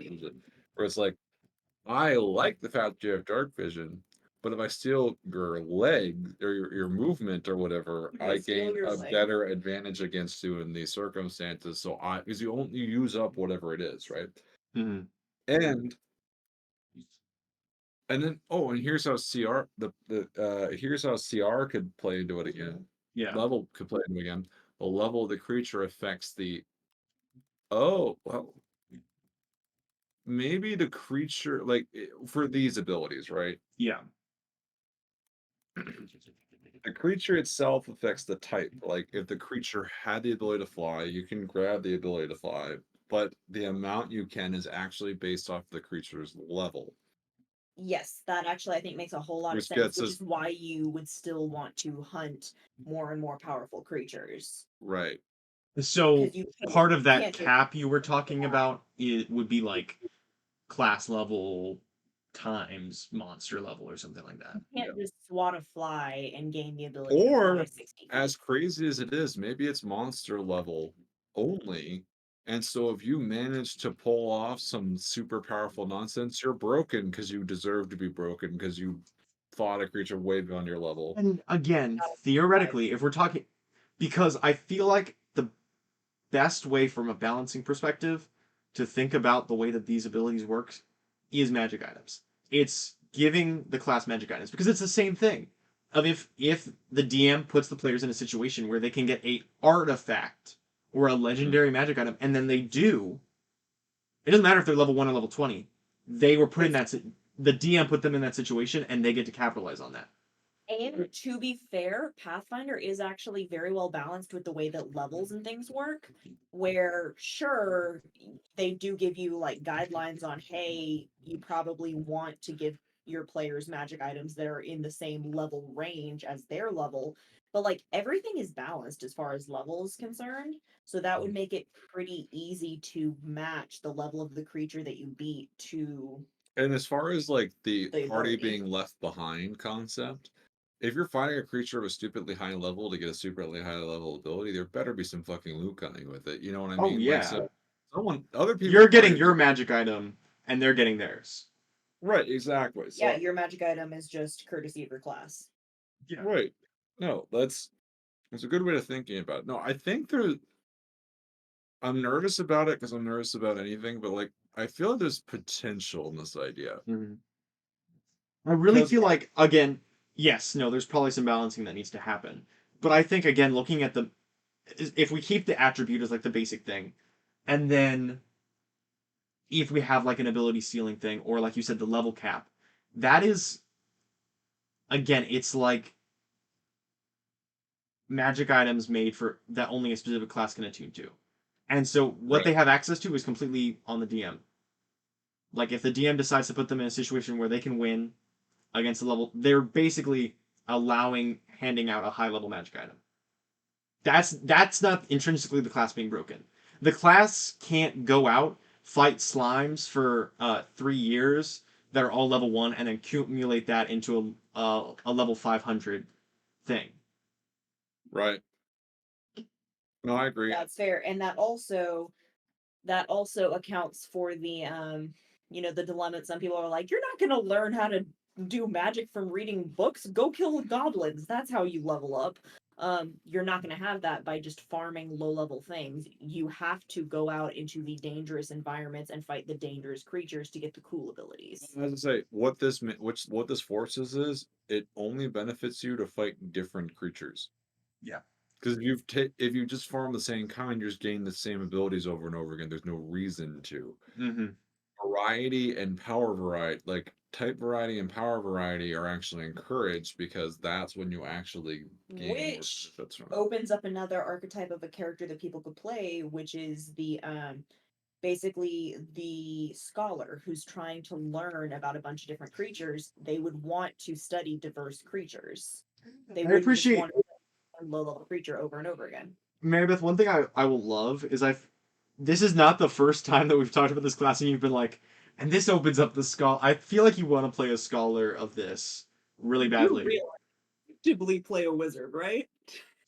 I'm aware you played a dumb fighter before. I know you're capable. No, I think what I like about this plausibly too is that the martial stuff can be influenced with this idea of mimicry and mirroring and Yeah. that kind of thing. There's some cool there's Mimicking some monsters. Yeah. right because there's this magical mimicry part, but that kind of maybe affects the person where it's like I learn how Like to those match. animalistic tactics. I feel Yeah, Not now like you're just like, feral. Not feral.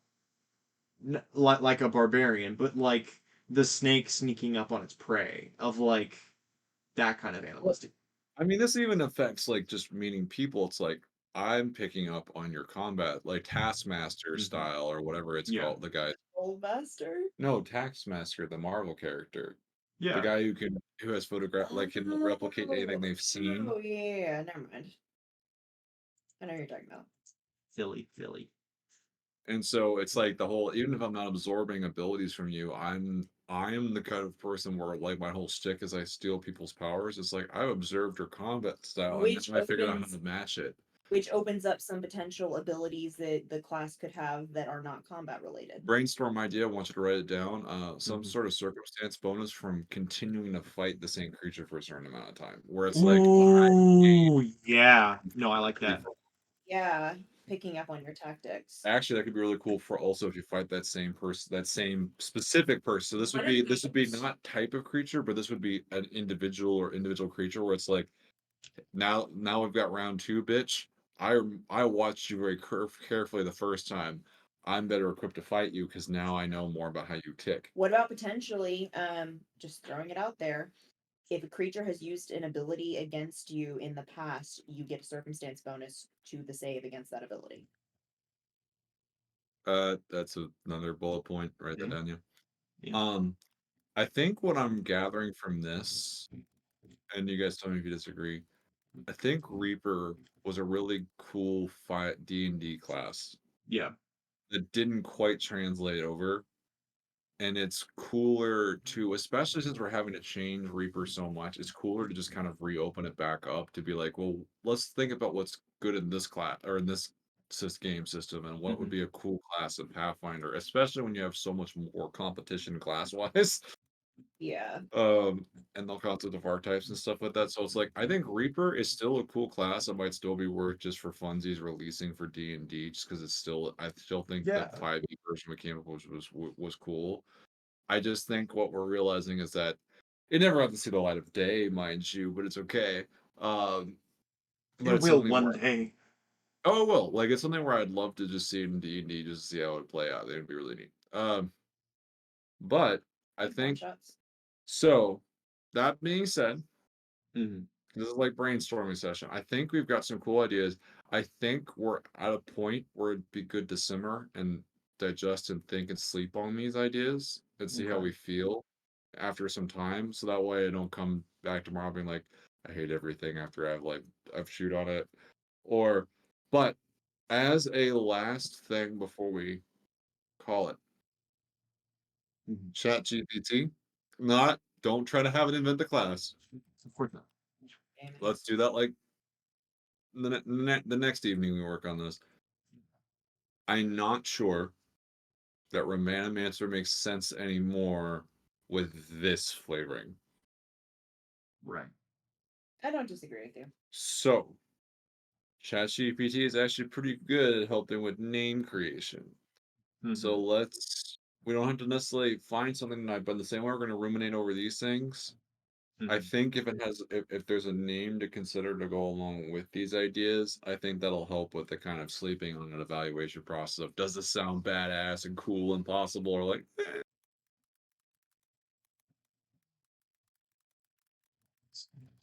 think mechanically we capture some cool ideas. And actually would still make it a constitution based class in my mind. Yeah. Oh Yeah. yeah. Oh, Especially even more like so. mutagen. If Yeah, it's even something more of like the whole concept of like capturing into yourself, that whole like internalizing, definitely Constitution. Definitely. Which Okay, does so make let's this a see. very tanky build. Especially in Pathfinder where every class gets they don't roll for their health. It's just a certain amount that you get every time you level up, plus your con. Makes it a very tanky build. So if you want to pull up the good old chat I GPT, already have it open. I'm trying to figure out how do we approach this prompt. basically say I would say what would be a good name for a Pathfinder class that's all about stealing the abilities of the monsters and creatures the character fights or something like that. Like what would be a cool name for a class that's I all about got you. ability to evolve?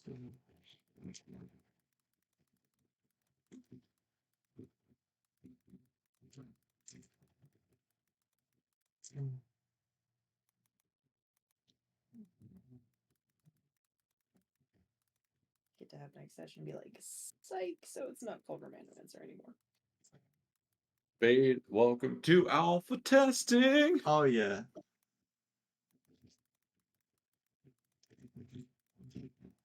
Watch Sarah walk in and be like, I'm good with the idea of the romantic necromancer. You're like, No, I'll just lean into be like, you ruined that name, so we thought of, we reinvented the entire class. Thanks. Just to spite you. Just to spite you, we reinvented the entire class. Fuck you. Exactly.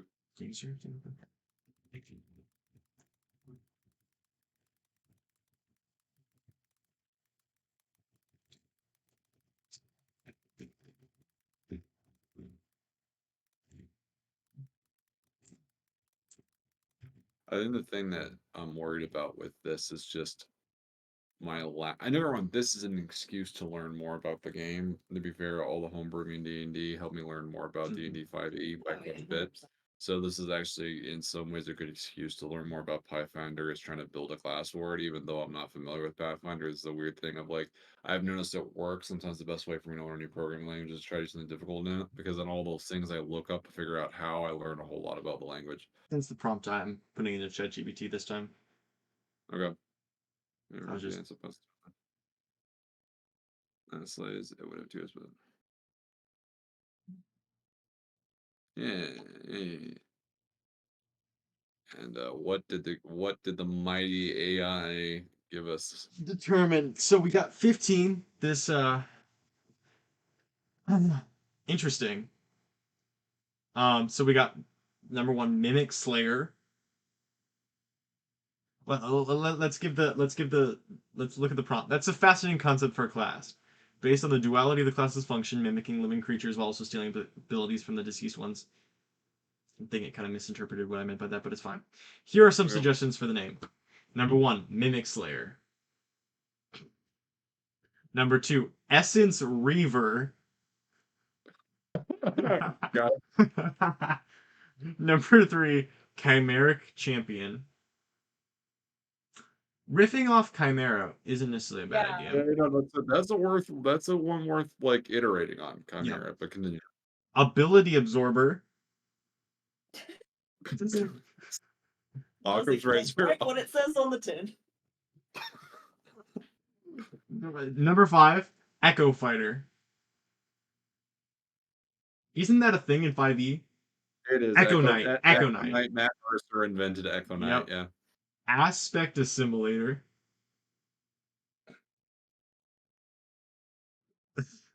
Morph Duelist. Creaturemancer. Oh, what? A Creaturemancer. A Chromancer. Chimeramancer. Beast-bound Warrior. Ooh, Chimancer. Interesting. Chimancer. Yeah, kind of riffing off the Chimera thing. Interesting. Yeah, Chimancer. That could be interesting. Form Shift Fighter. Trait Hunter.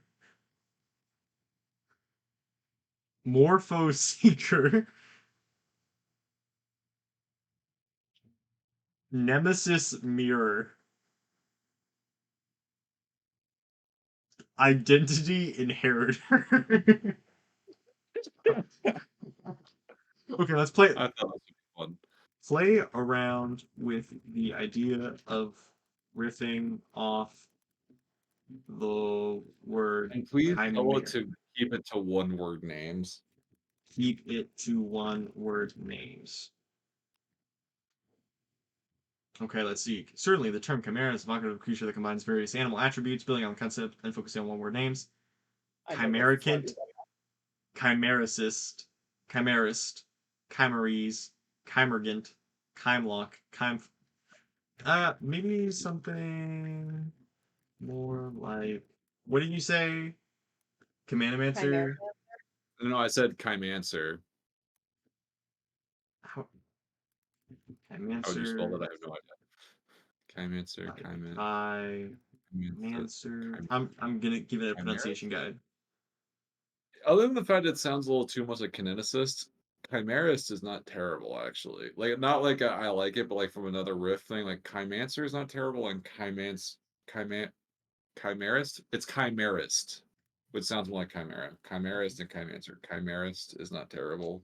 Chimancer is not terrible. I don't think either one are the right ones, but they're both like okay. Yeah.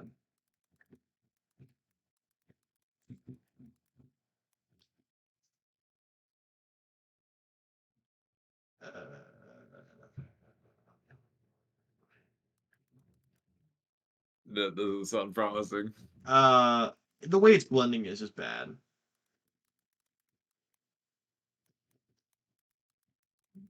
The wing.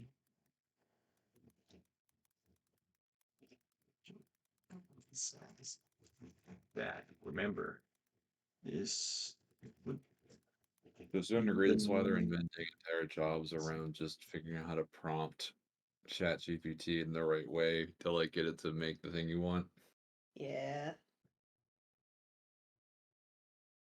Yeah. well Nocturne. interesting. We got Chimericant, I think. Chimericant? I'm not sure that's how you'd pronounce that word, but How do you spell it? It looks like either Chimerica or Chimera can't. That's what it looks like. As in like you can't chimera. Yep. You bitch. Get even. You can't even the thing I do. Cannot even, I can only odd.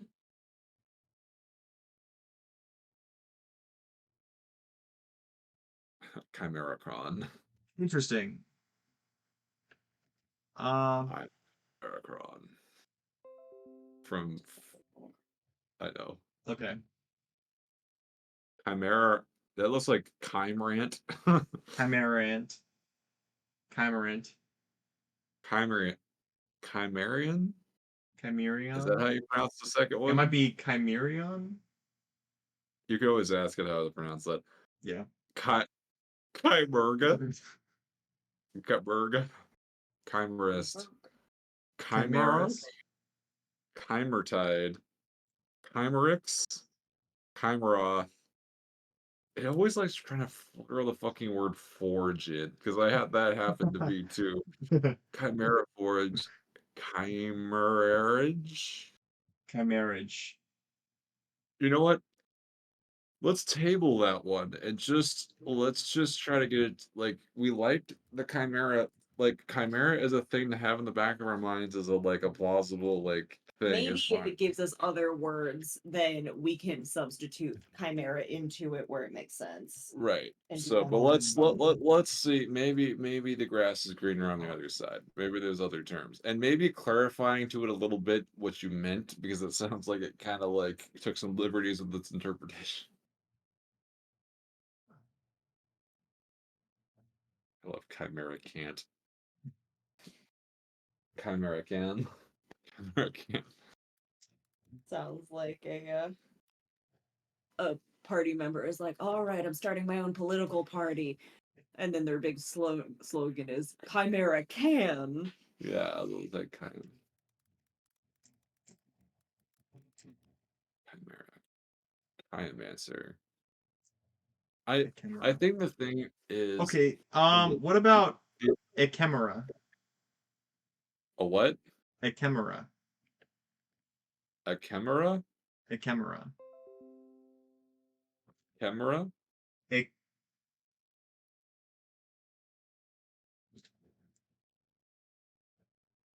A, a, a chimera. a, A chimera. A chimera. Oh, a a chimera. chimera. Chimera. A chimera. A chimera. A chimera. Like it's kind of A like if you chimera. look at the other names in like Nethys, I mean, No. That's not honestly bad. It's the yeah. fact that it took us 10 minutes here to figure out how to pronounce it is a bit rough. Well, I mean, we were looking at the pronunciation for it and struggling. What happens if you just look at the word? A chimera. I mean, if you look at the word, because you think of chimera. A chimera. Literally chimera with an E on the front. It sure is. A chimera. Chimera. Yeah. I like it conceptually. I don't like it in execution. Um,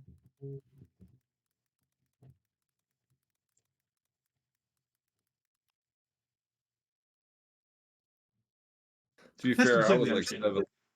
I think I like it took me 7 layers deep to get to Romanomancer, if I recall correctly.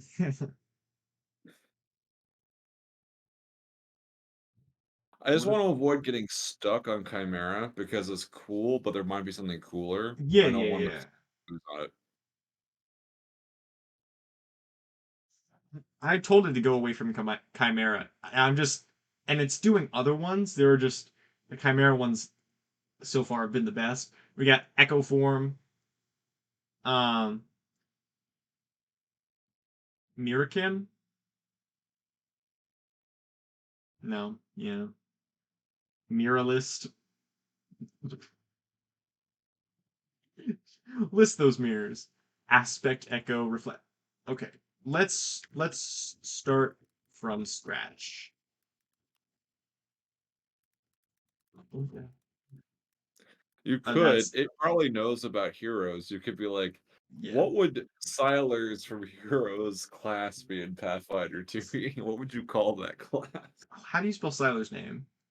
Silar. Okay, I'm gonna look it up on the internet because I didn't hear that. What? Okay, it is spelled like that. I'm scratching your legs.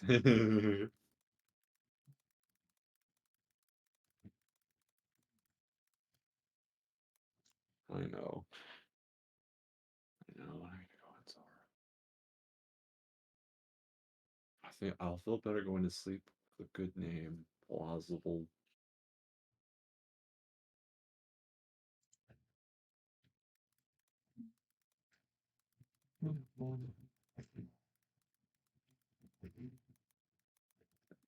I may still tuck away Romanomancer as like my alternative to healer.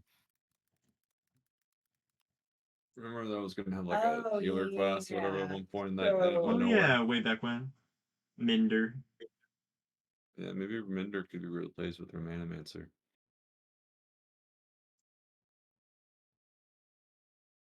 What? Oh my gosh, Gregory, you want to be a cognivore? Oh no. You say a cognivore? Like cognition, Oh, I cognivore. understand. That makes considering the prompt, that Yep. makes perfect sense. Yep. It's not even that terrible for that. Like it's not for what we need, but I think it's focusing on the brain part a little too much.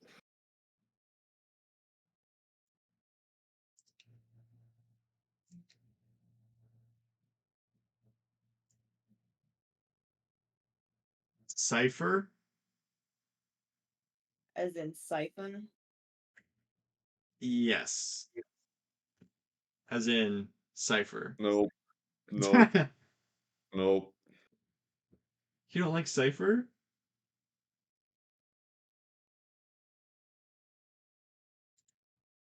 Ooh.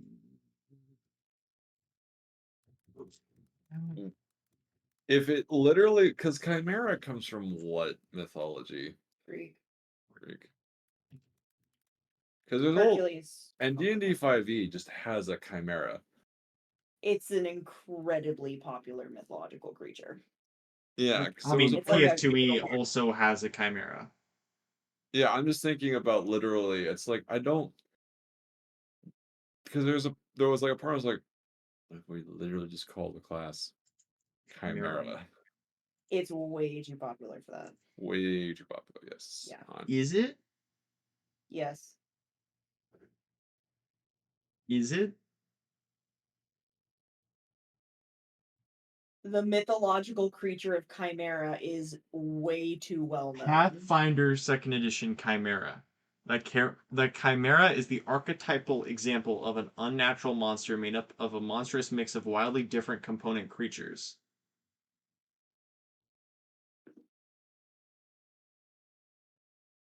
Is that No, not like what we've thematically, the created? name makes sense. It's just a chimera is way too well known of a piece of mythology to Okay, just take yeah. the name. It's like naming a class a Titan. But like, yeah, a chimera is way too popular in Greek mythology, and they put it as a monster in D&D 5e. I don't see the problem.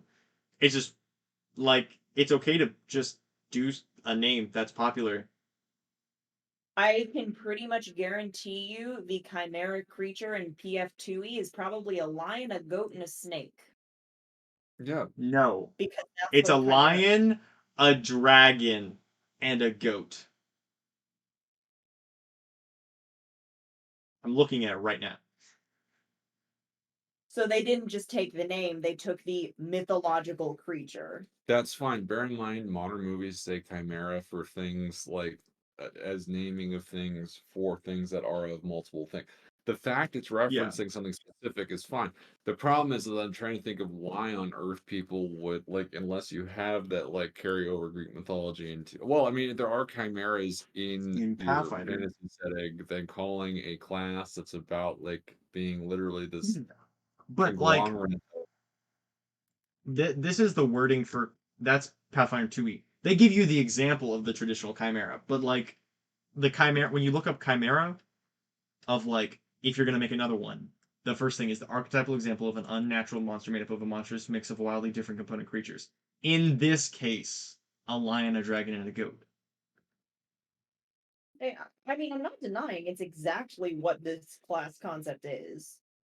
And I'm if just you have curious why you're so against a it. on it, it seems to me like it's way too specific to a specific piece of mythology. But if that doesn't seem like an issue to you, But okay. is chimera specific just to Greek? Is where it came from. Bear in mind how much Greek mythology shaped culture, which is why the term is widely used because people are referencing the Greek mythology Yeah. when they say chimera. I mean, we have monks, we have fighters. Like, I mean, is that not all just also references to other things? I think the problem I'm having with Chimeramancer, for instance, Chimeramancer or Mhm. something like that, Mhm. is it feels too fragile to me. The whole Mancer. Yeah, the Mancer thing Mancer gives it. feels fragile. It does, yeah. I disagree. I think moving away from the Mancer idea. Now, there is something that it doesn't necessarily click. Like I'm just stewing on it. Chimerist is interesting. It is. It feels like it got like a stubbed toe.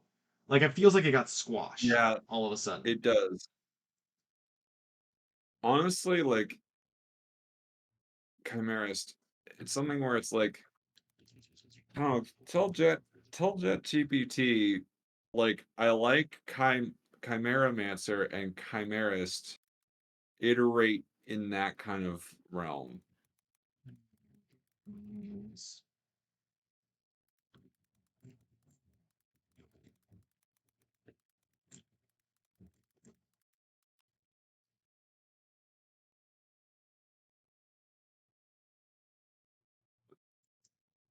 Sorry, it's my mental ticking. I can stop, I'll replace it with some other pattern.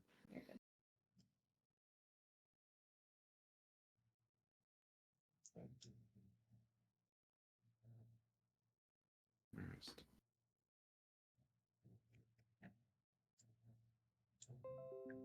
All right. There are the results.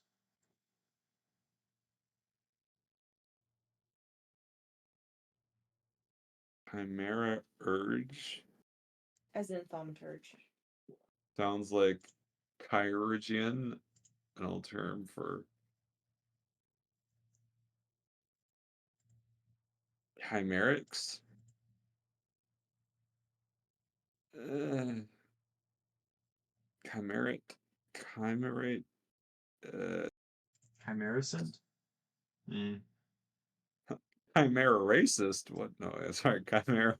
Sorry, chimera cast. I don't know why it's so racist. Good job, brother. Chimera cast. Uh, chimera. Chimera Age.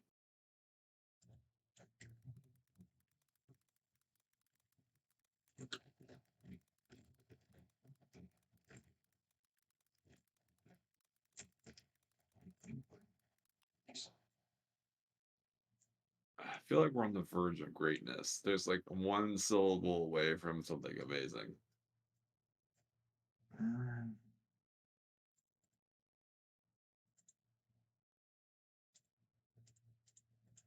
So you were saying you liked Chimerist, right? I said chimeras. It does sound like, I do agree with Michael. It sounds a little bit like a stub toe. Yes, but like conceptually, you like Chimerist. Chimeras, yeah, What about like Chimericist? Chimericist? Say it again. Narcissist. Like kineticist, but Chimericist. Chimericist. Chimericist. It Where you're does sound a taking little too kind- much like kineticist, and that recently came out, and it's like, Chimericist. Even if it had Chimericist, doesn't quite give me the. Honestly, weirdly enough, as dumb as it sounds, the thing I can't get out of my head, it just doesn't work. Is literally, it's like Quetzal's a chimera. You know what I mean? Like, I don't understand why it doesn't work. Like like the that's that of just classical. calling it chimera. And that's what I was trying to talk about with Mary Beth of she seems opposed like, you seem opposed to the idea, but I'm trying to understand like why I don't think the fact that it is a token easily recognizable term is a bad thing. Psychic is a easy tokenable referenceable term that people know and is a class.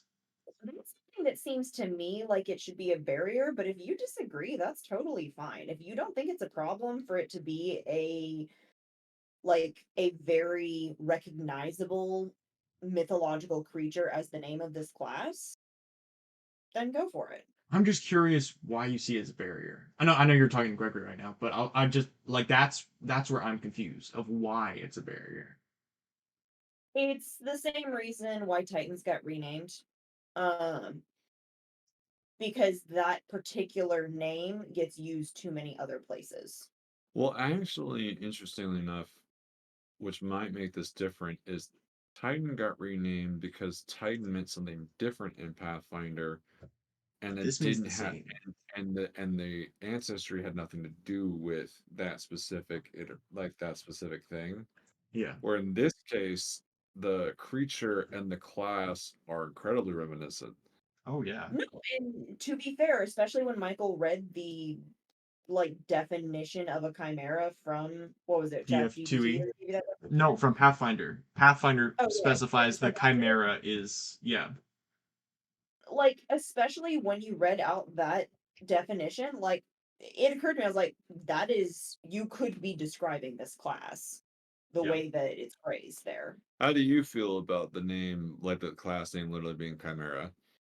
I'm for it. I think it thematically captures it, and I think the fact that people look at it and they know what it does is a good thing. It's like psychic. Psychic is steeped in our culture, and so we see it Hmm. and we know it. This hasn't been done. Chimera has not been done as a class. But despite that, if someone sees Chimera, if you told me there was a Chimera class, I would have a general idea of No, what I I think think it's there going to is a do going very into it. powerful thing about Yeah, that. no, I would agree. Only thing I'd potentially say is let's look at some of the other class names that exist and just compare Chimera to it. I Are can there say any other all of class them real that quick. fit the same trend? Gunsling. I mean, like, what do you mean by trend? I mean, gunslinger to me makes me think of Chimera. Yeah, like, Gunslinger. are there any other names that seem Oracle. reminiscent? Oracle. Psychic. Actually, no, that's a great one, Oracle, because Yeah. Oracle has a very similar history to the word chimera. Although it's isn't Oracle Roman? Or is it both Greek or Greek and Roman? yeah, Greek and Roman. Yeah. Oracles were just Creek and romaine Diviners. lettuce. Hey, but yeah, yeah, so no, oracles I mean, looking at beings class that names, sure. you could absolutely justify Chimera. No, honestly, you know what? That's fair. That's fair. I will agree with you on that. Hadn't thought about the fact that there was the precedent with Oracle. Time to create a new page. I was just gonna rename this one Chimera. No. Just in case I ever come back to the Reanimancer idea for other reasons. Fair enough. Chimera is spelled Chimera, right? Yep. Correctamundo. So feel free to copy. Feel free to copy Everything. your. Well, I mean, not everything, because some of the stuff's not. Just I'm gonna go, I guess, sidebar, and then I'll just copy sidebar, I guess. Yeah, I was gonna say because we're kind of just in a brainstorm. Like we're Yeah. basically starting over. Like we're basically like goodbye Reaper, you were cool, but Chimera. Like Hello, chimeras. Chimera. I'm so sorry, Michael. Oh, I'm not upset about this. I'm excited about this. I'm gonna be No, real. I'm gonna be real with you. Like when we were dragging, I was losing some of my excitement from playing my character. I legitimately was. I was like, I don't know where this. I don't know the direction this is going. I don't really I mean, know I what didn't this is. either. I don't know what this is gonna look like, and it felt so like muddied and kind of everywhere, and it didn't have its own identity in Pathfinder. I felt like, Yeah, I'd agree with you. It and was so not making the transition gracefully. yeah, no, but I'm But it's legitimately excited again. yeah, I'm glad. So get me I that was Google just Doc, saying this. please. I was just saying as soon as you mentioned that you could play Siler, but in Pathfinder. Yeah, I was on board immediately with that hesitation. Yeah, I was going to say no. It's an intriguing idea. No, and I do kind of like the fact that it's called Chimera. There's an intimidating aspect to that too. And here's the thing too. It is canon in both D&D and Pathfinder that Chimera are a thing. Yeah. Which means that it's established in the mythos baked into these like game systems, which means that like sure setting aside, but like you know what I'm saying? Like it's one of those things where I could just drag and drop that into Vilden and it'd be fine because it comes with the game system. And it also makes it where like if you wanted to make this cross compatible, it seems like in fantasy settings Chimera are very common. So Also, yeah. it I would very easily believe that Chimera exists in Vilden. The place with all the Oh, crazy kooky creatures that are in the wilderness that will eat your face off. oh yeah. Yeah. Oh yeah. For the record, my objection was never that I thought Chimera didn't make sense as like a thematic name. It was the fact that I was like, it's like literally calling a class an elephant. Like it's a widely recognizable thing that has, like sure, it may be a, it may be reminiscent of the fighting style, but like that was my objection, was that it was too widely recognizable. I, for whatever reason, got this very weird impulse in myself for Michael and I to go in the camp chat right now, and for me to go, "Welp," and then Michael will go, "Time," and then for me to go, "2," and then restart Michael's class from scratch. Do it. Let's do it right freaking now. Go. All right. All right, I'm gonna put in Welp. Yep. All right, put in Welp. Time to. Completely. Yep. Start. Why are you capitalizing all of these? I don't know. I'll fix it. Well, Well, time to completely start Michael's. yep.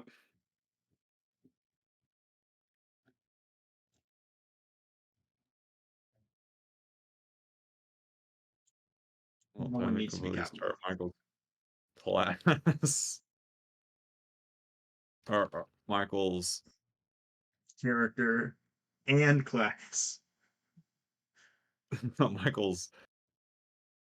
Uh. This This is more of a struggle than we expected. well, time to completely start over. Okay. Replace Michael with start over from The beginning. scratch. Oh, from scratch. This is The struggle. homebrew class Michael was gonna play. I feel like you guys are making this harder than it needs to be.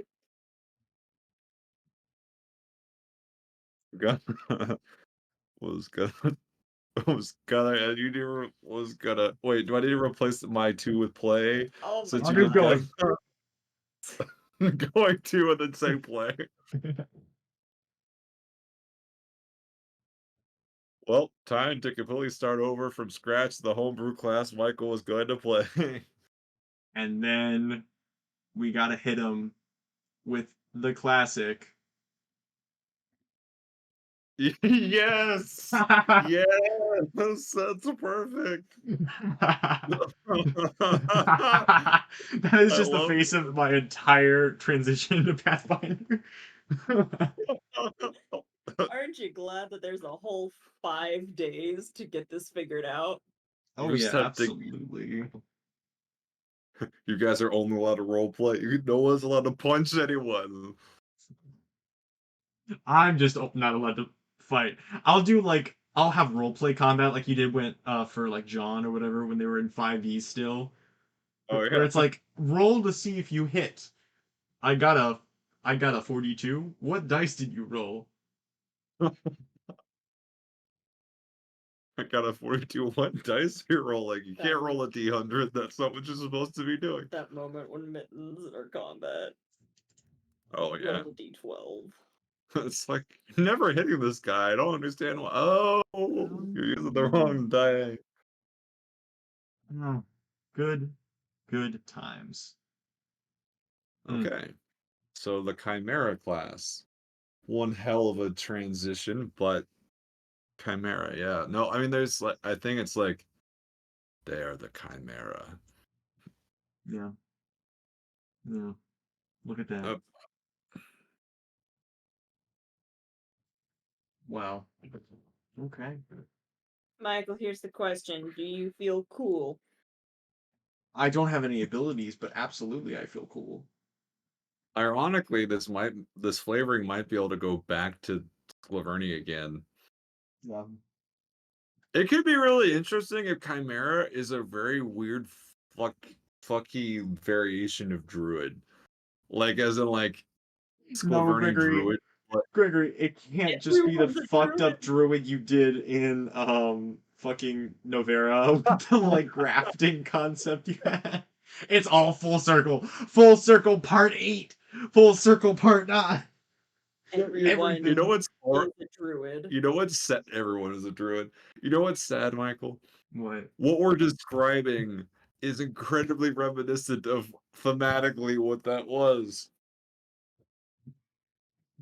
You're just gonna end up being Holtz. In the same way that this campaign is a spiritual successor to the previous one, you have managed to land yourself as Holtz.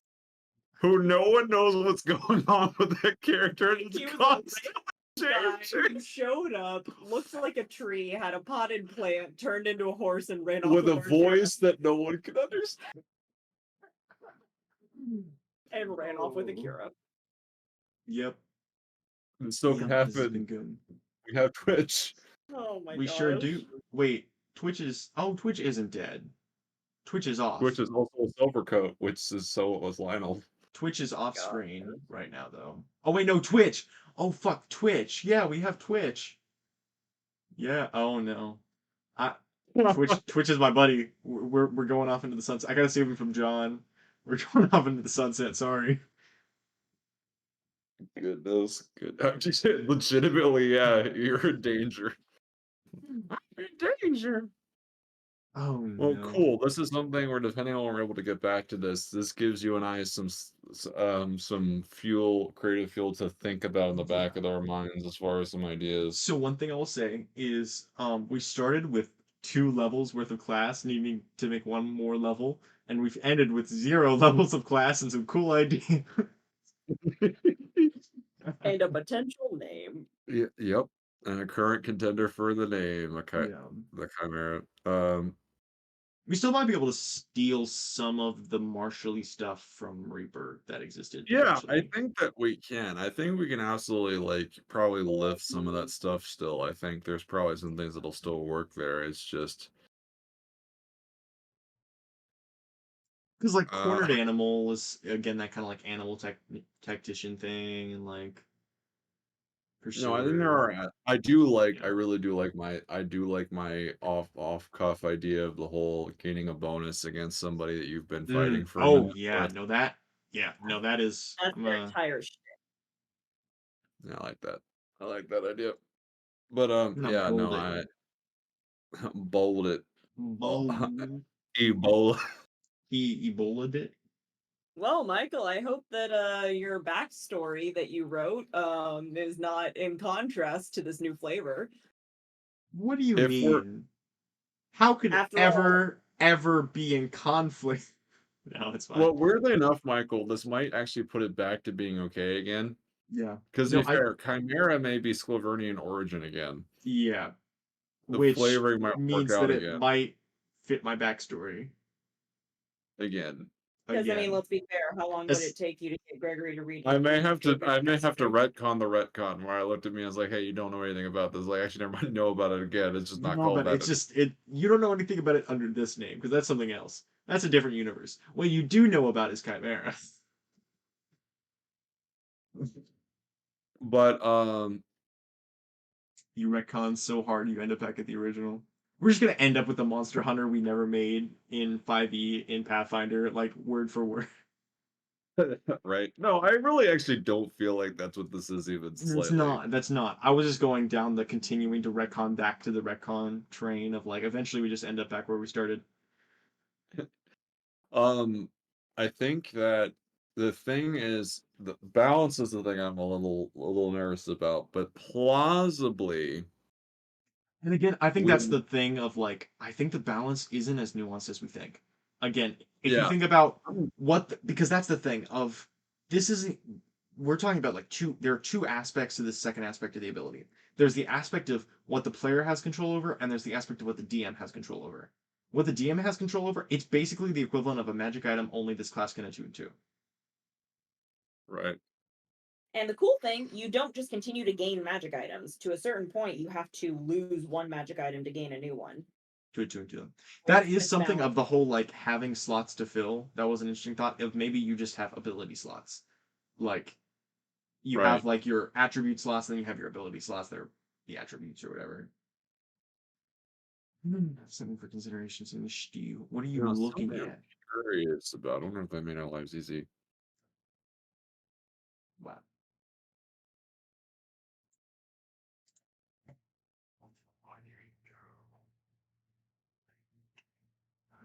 Does that Uh, also mean if I go here that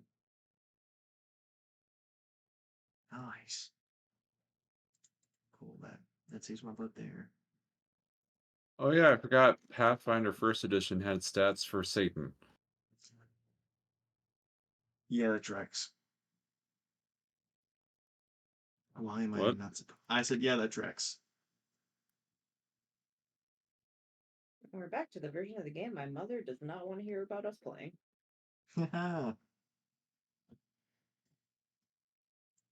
Sort Interesting. by level. What about this has to do with interesting? Did you know if you type in Satan into Archives of Nethys, the creature that will show up is King Merlacrep? He is a kobold king. He does not have a description, and nowhere on his bio does he say Satan. So I have no Oh, idea why he shows up. so the highest level of monster in He's 30, Pathfinder, right? 25. 25%. Interesting. Yep. Tarask and Tree Razor are both, well, sorry. Daimeri, Digi, Tarask, and Tree Razor are all 25. Huh. Let's see.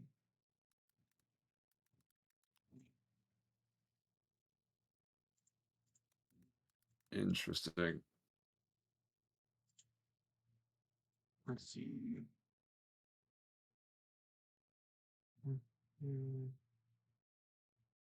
Now the unique trait, which is the whole, there's only one of these bitches.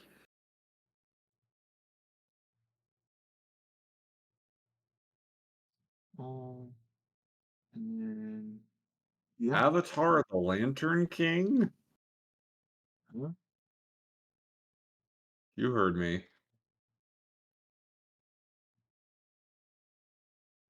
Doesn't mean I understood you. Yeah, there are exactly 3 level 25s. One's a fiend, one's a beast, and one's a plant. Nice. Yeah. Yep. Oh man. Interesting. Well, Gregory, it's time for you to create the first level 50 monster. Just kill the party. It's called Look, killing the party. it's my favorite thing to do. Dang. Are we gonna get to fight Krampus at some point? He's level 21.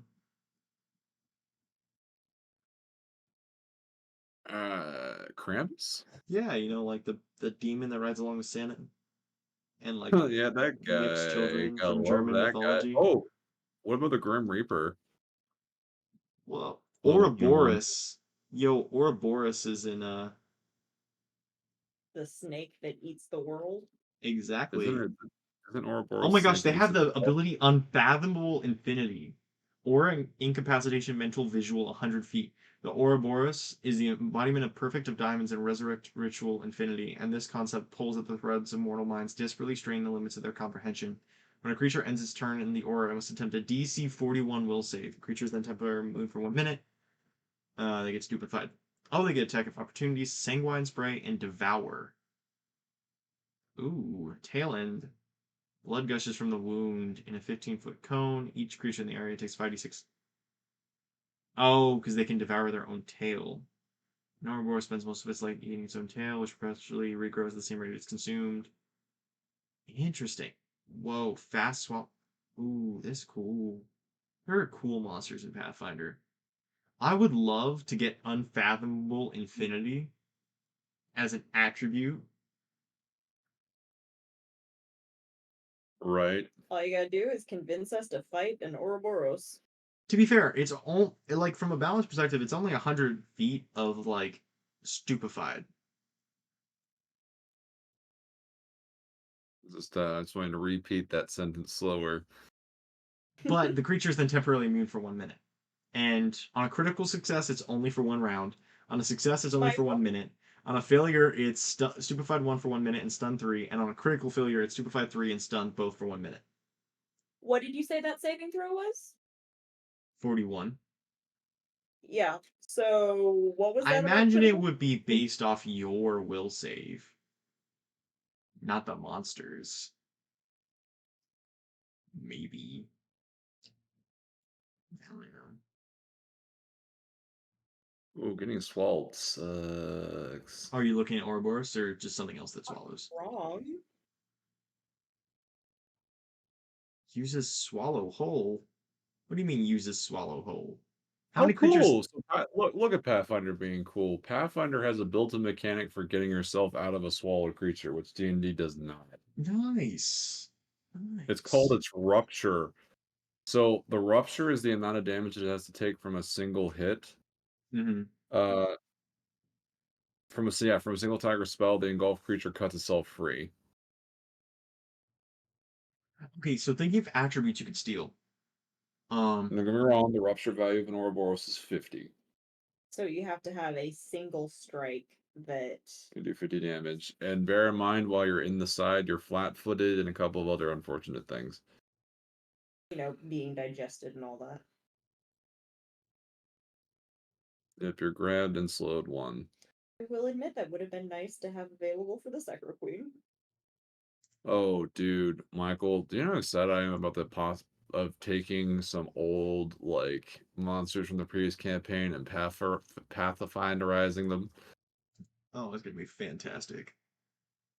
No, for the record, I would love to fight the Secro Queen again with this party. I feel like that would be. I honestly think I would love an excuse to use the Sector Queen again, just simply because it would be really cool to not only play it again with a different party, but also to have a breath of fresh air breathed into it by being a Pathfinder version of the creature. Yeah. So theoretically, Gregory, Hmm.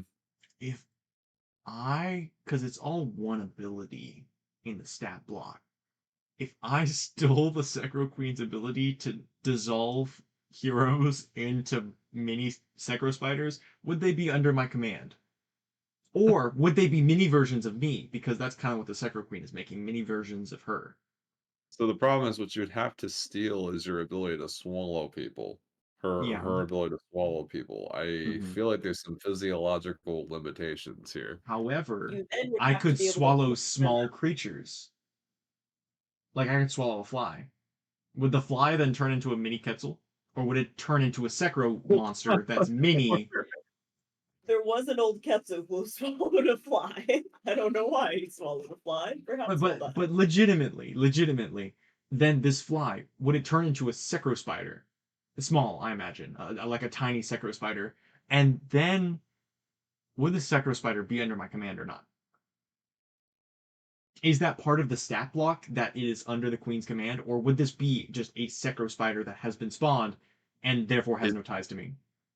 is. I think it's the latter. If I recall correctly, the stat block does not inherently. It's more of the Secro Queen. I think They're normally aligned. Is the on queen bee.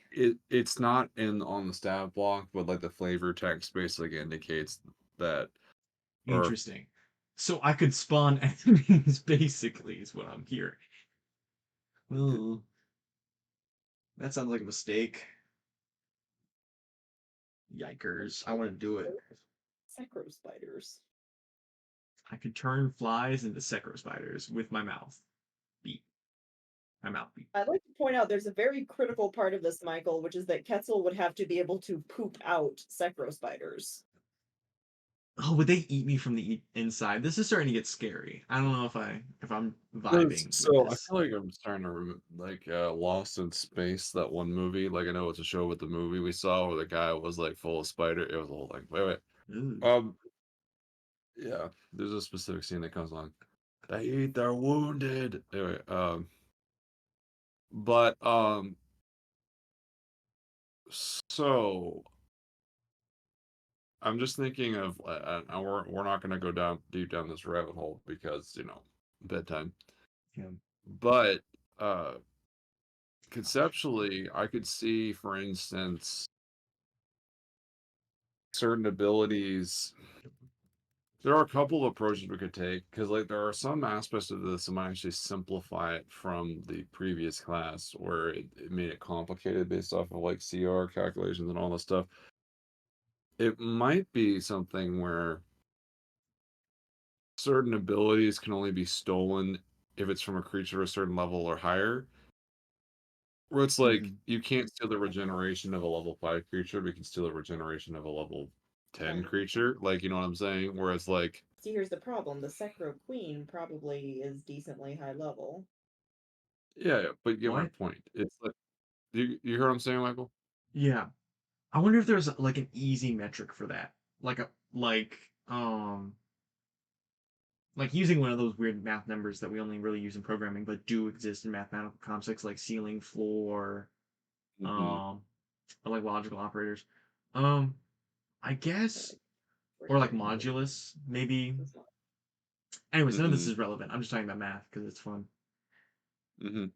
Um, like maybe if like the stat matches the level, but that wouldn't work for like a 300 flight speed. I was thinking of like regeneration of like if you have regeneration Well, I think 10.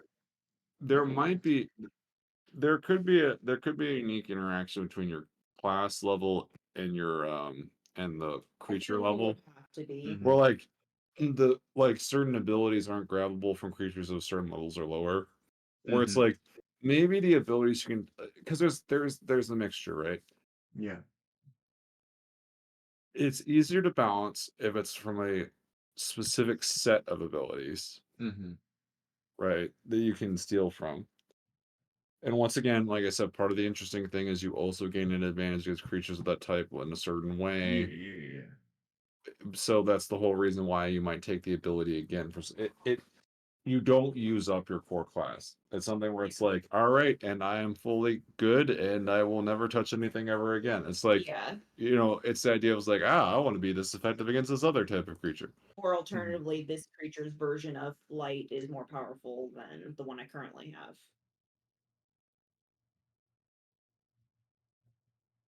Right. Um. Yeah, but that still has the problem of like once you get the pinnacle of some path, you have a pinnacle, and there's no reason to use I mean, that. to be fair, that's kind of a dilemma On in any any game. class. It's like once you Yeah. hit level 20, what now? Do you retire? No, Gregory just keeps inventing higher and higher level creatures until I'm satisfied. Right. I think the reason I'm thinking that might have to be the case is it's still feeling that I'm stealing your ability thing, Mm-hmm. even though it's not exactly the same. Where it's like the creature has to have the ability to take it. So like regeneration is one of the pre-builds you can get, but you can only get it if the creature in question has it. Mm-hmm.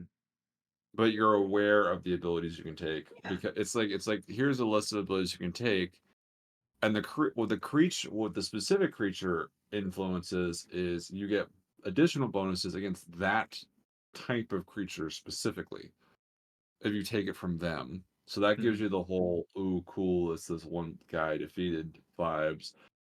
In addition to that, it's also something where the level of the creature maybe affects like if it's something you can get or not. Where it's like maybe it's broken to get regeneration from a level 3 creature, but it's not broken to get it from a higher level creature because you're probably higher level yourself. Mm-hmm. You Or earn it could a be class ability like level that. blocked. You could also have class level blocking where the creature's level affects the I mean, potency I and your want to level affects what you can grab, what you can't. I want to say built in there are things that you can only get once you hit certain levels in class in I don't know what Pathfinder. you're referring to.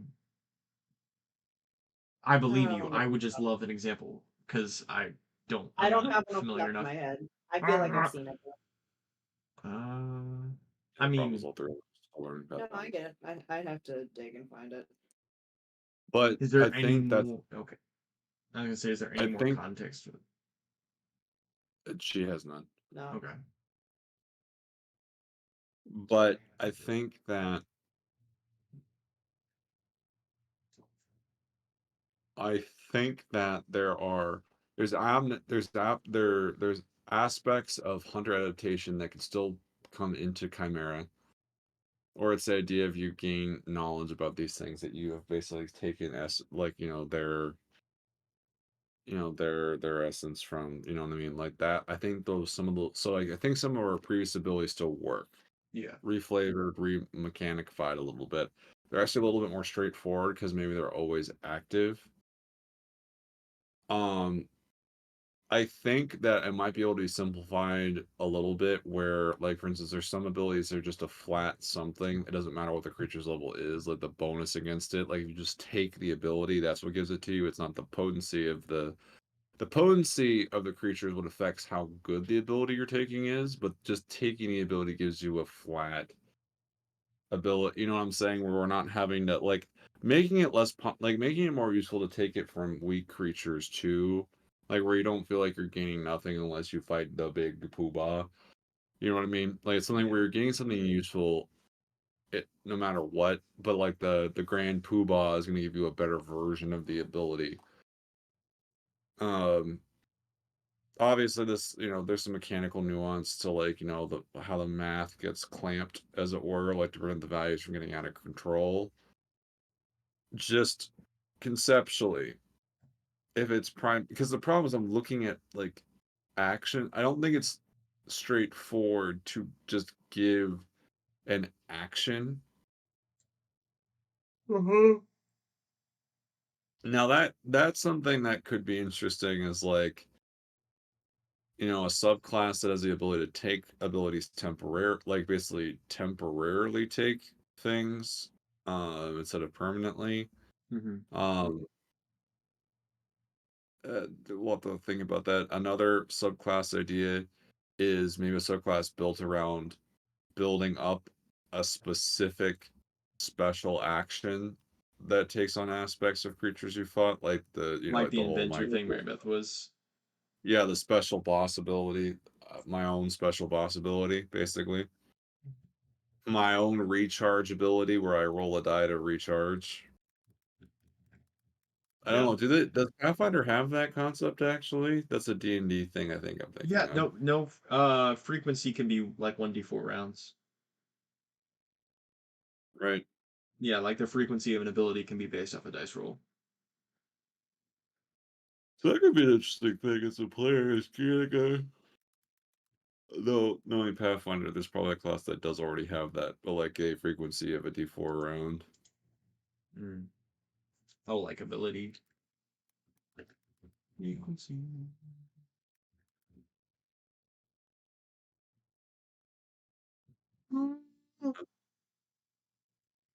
Yeah, I don't know about you, but I feel I feel like I feel like we've got I feel like we've got some really good creative prompts Mm-hmm.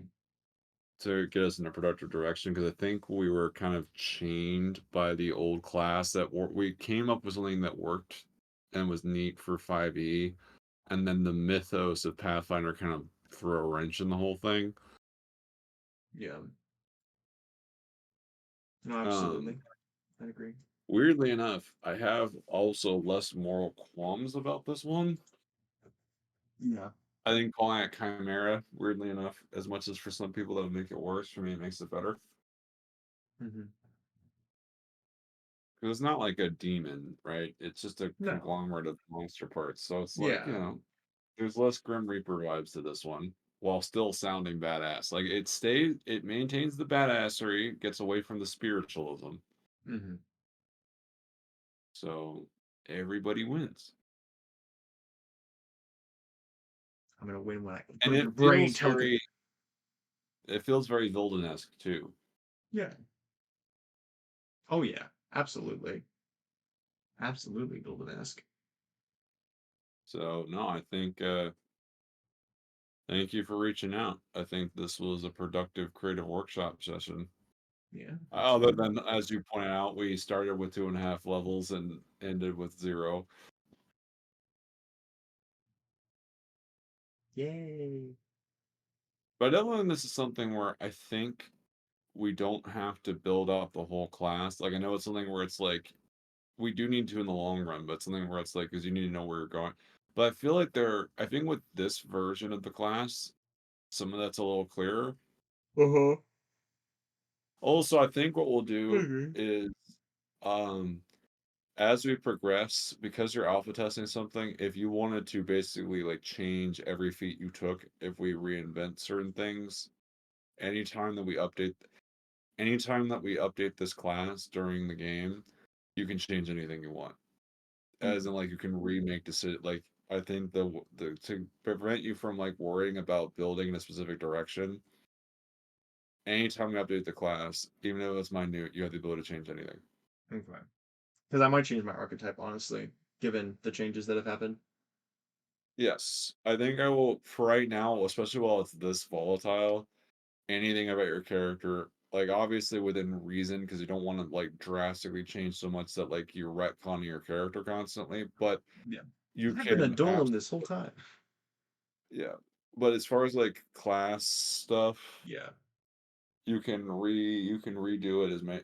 And every Respec. time we update this, and then also like even if when things get more stable, I'll probably not like allow like archetype changes and stuff like that, but like Mm-hmm. decisions within the class, like feat choices or subtypes thing or like subclass whatever's. If we like say you're level 8 and we update and it's like, oh, this path's so much cooler, you could actually Yeah. redo it. Okay. Okay. That'll make it where that way you don't have to like be worried about like, oh, I wouldn't have built in this direction if I knew this was coming, because you can then just pivot Mm-hmm. to help kind of deal with the fact that we're going to build this over time.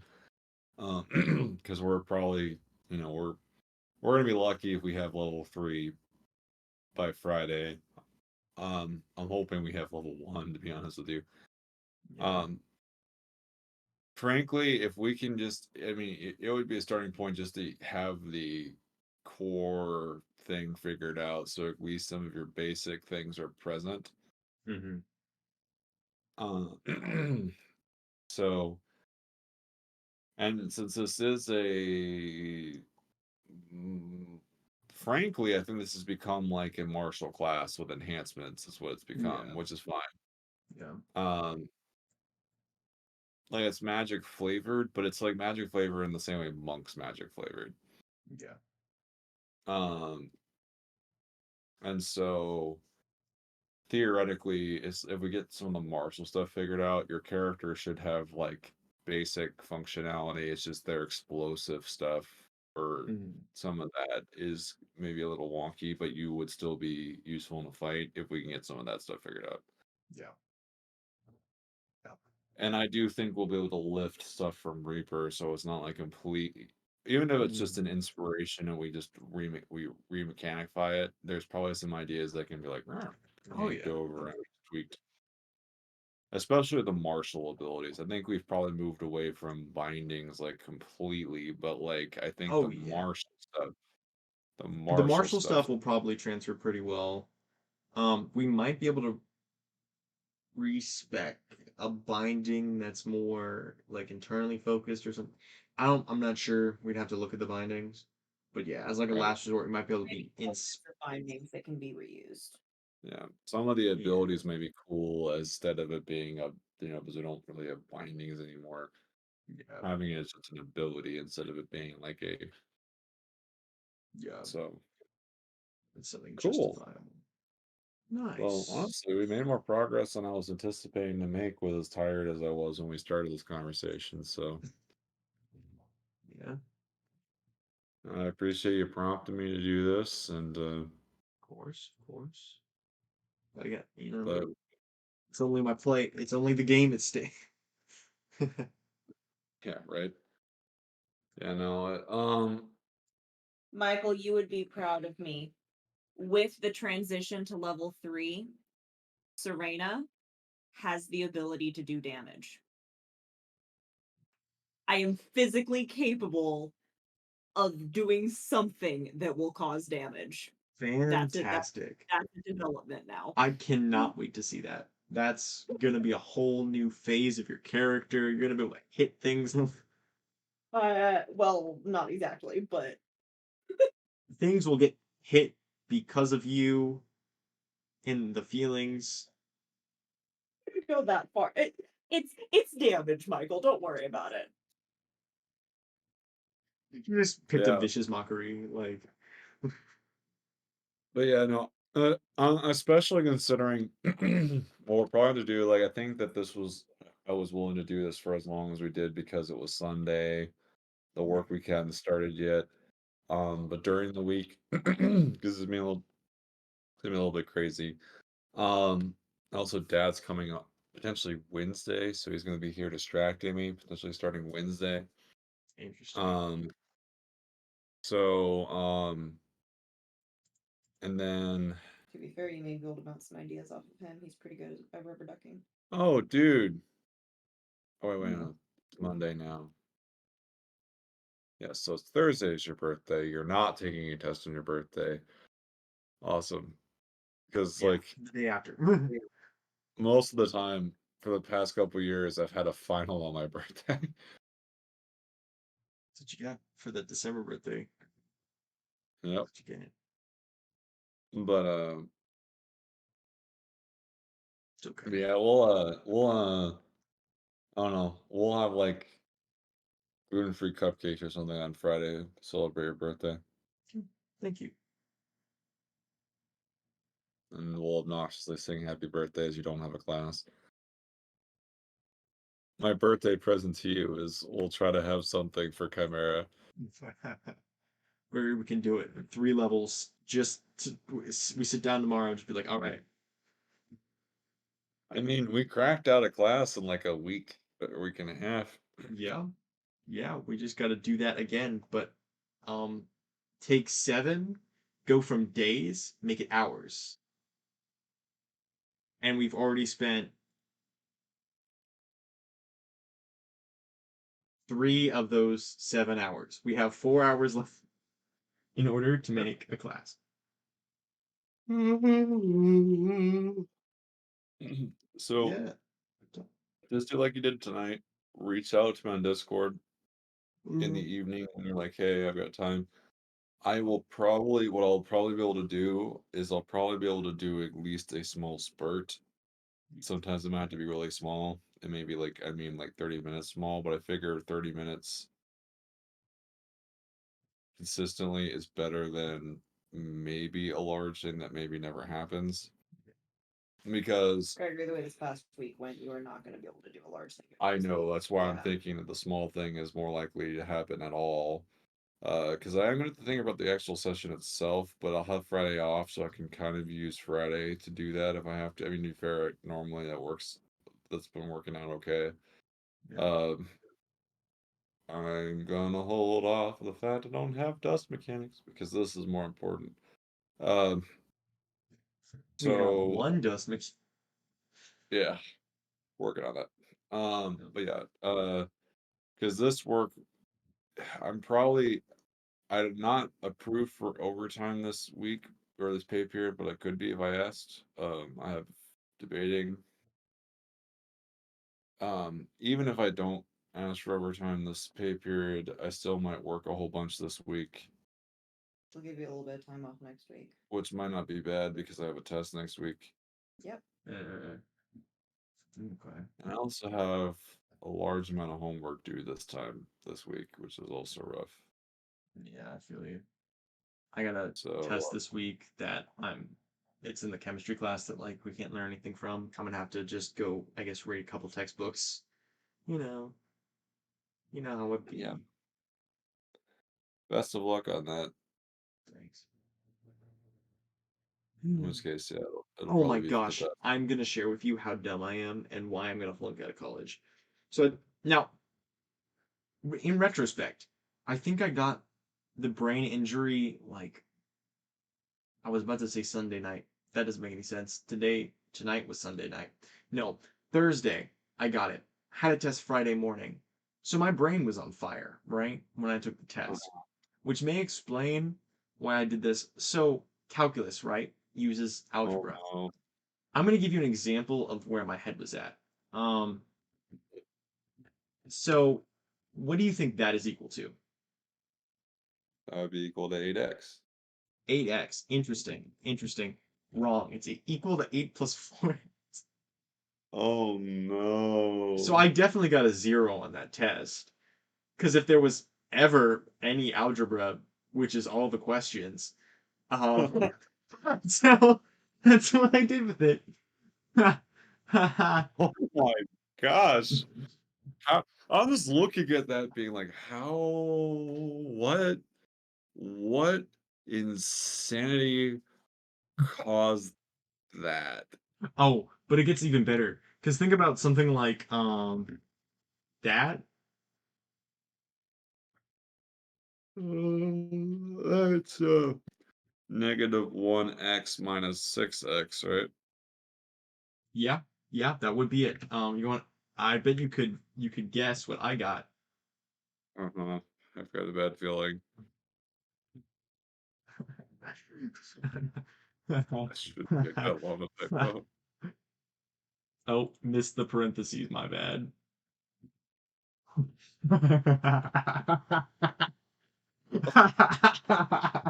I'm gonna kill myself. What? Yeah. I'm just trying to think of like I in your treated game. them all as separate terms for whatever reason. Like, I don't know why my brain did that, where it treated as separate terms, and I had to like.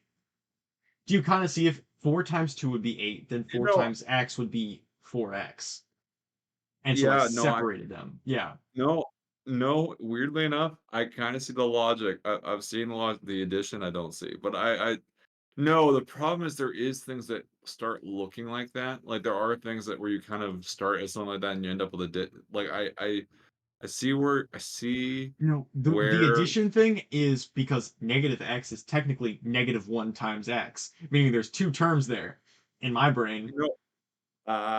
Well, I'm just So thinking it's the fourth negative 1 to it. times 1, and then it's -1 times 6, and then it's x times 1 and x times 6.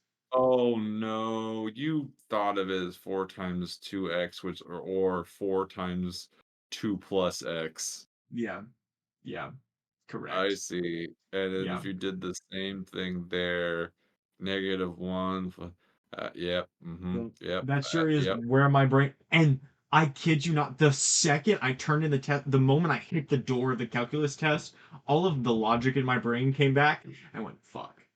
And I straight up pulled out a calculator that could do like advanced equations. I was like, I have to test it. I have to know that I'm an idiot. I went 4 times 2x, and I was like, yep, that's 8x. Sure is. I knew that. Not on the test though. Yeah. I might have gotten a graphing question right. I may have gotten 15 points out of 100. Good lord. But looking back on it, I do kind of have a brain injury. Yeah, That no, I'm I was Legitimately, depending on your professor, it might be worth talking and seeing if there's anything you can do to correct the grade. Some That's so professors will funny. allow No. you. Nope. No, okay. No, not this one. Not Mr. Turbin himself. oh no. Oh yeah. It's By the way, I fine. found out the best CS professor I ever had that I was gonna suggest you take is retired. Nice. Dr. Nice. Mikkel Petty literally retired like this year last, and I was told by the professor. Fun fact, speaking of weird things, so we did this parking lot party at the church. Yeah. Professor Preston, who teaches the class I'm taking this semester, was there, Park's like right next to us. parked like Okay. next to us. Yeah. Yeah. And I heard his voice, I was like, there's no fucking way. Like, it was one of those things, like, he was there with his daughter-in-law and granddaughters. And I was like, this is not happening. And he like he was walking around the party like he was like, I don't know, a member of the church. I don't know if it was he is or if his daughter is and he was visiting his granddaughter. So I haven't seen him during service Or you or go to the other service. that's also Yeah. possible, yeah. It's just now I'm gonna be on a head on a swivel looking for that man being like, Where are you? what's funny is on the way to the thing I was telling Maribeth how I thought his questions and his quizzes were stupid. Then only for him to show up at the thing. And I was like, Professor Preston? And he was like, yeah? And I was like, I was just bad mouthing him. hey. Oh my gosh. It's like, small world, eh? Have fun.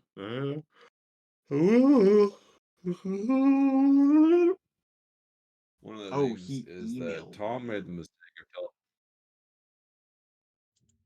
Sorry, But I yeah, got. no, it may legitimately work. It may legitimately be worth being like, hey, so I slammed my head into the concrete the day before, and I Have a fake think doctor's I may note. legitimately. That's not gonna help. Yeah, I know. Yeah. Maybe I should have gone to the doctor. That's just so expensive. I don't have the money for that. No, I get it. I get it, bro, college student, all that, but concussions are rough. Yeah. Because bear in mind, some concussions, if you go to sleep with a concussion, you die. Yes, correct. So clearly you didn't have that one.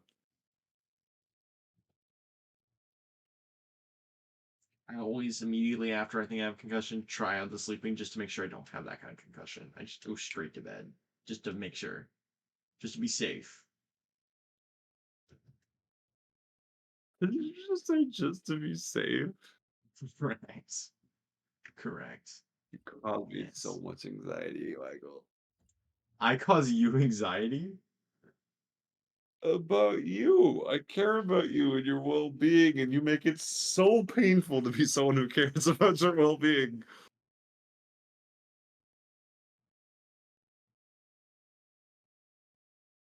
How, like you have nothing you can say. Like it's like there is no refuting that, and you know it. Damn. I can say damn. You just called me hard to It's true. love. Nope, you're not hard to love. it was hard not to worry about. Okay. That is different. Mm-hmm. Mm-hmm.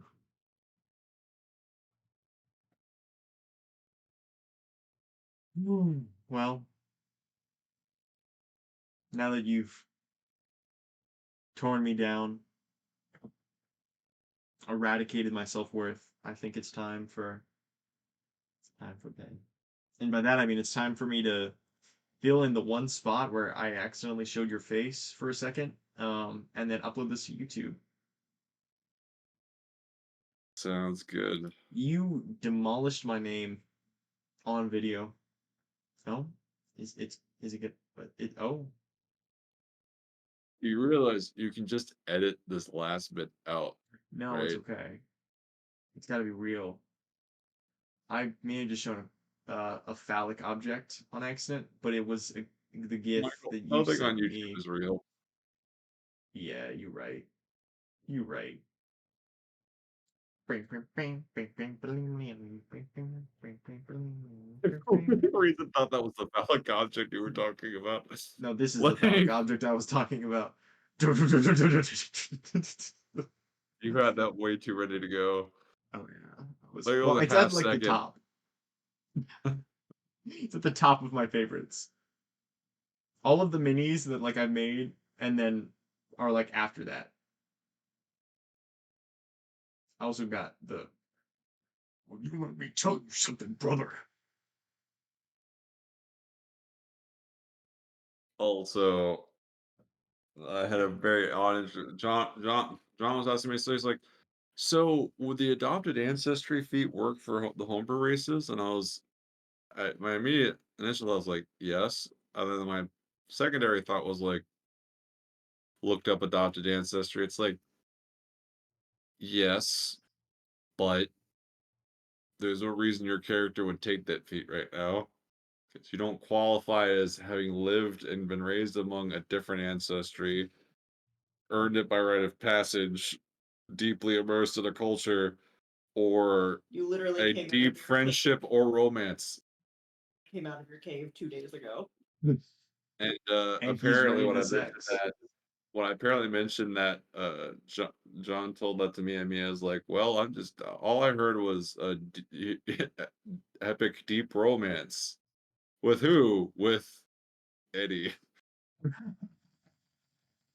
And I went dot dot dot, and then in all caps, brother. Brother. Brother. See, if I wasn't trying to encourage John and his gay tendencies, I would have gone stepbrother. Step bro. Can you help me out of this laundry machine? I just want to point out that situation's weird regardless of whether a stepbrother's involved or not.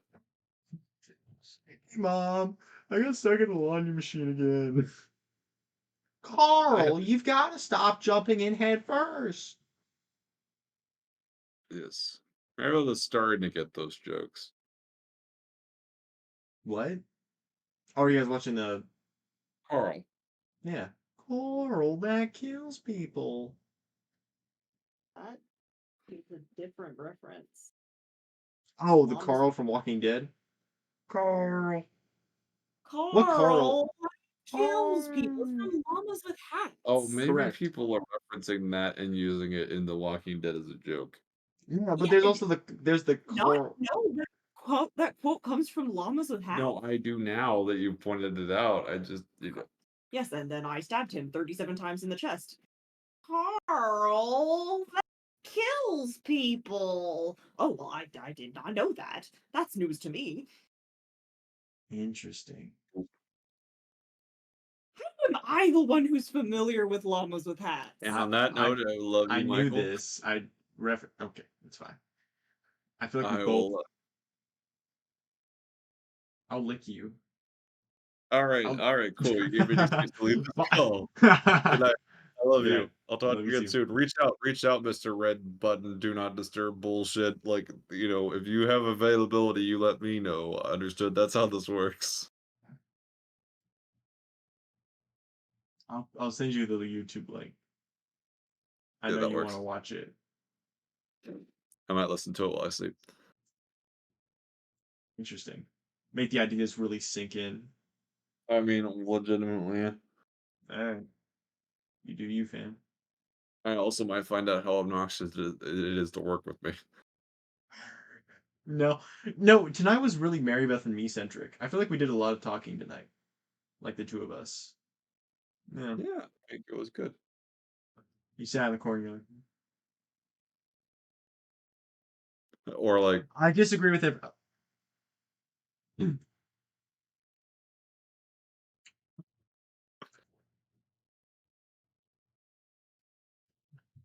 yes. All right. Good night, Leave. my bro. I love you. Who knew that if you told someone to abandon you, just give up? What kind of sick world do we live in? Okay. Okay.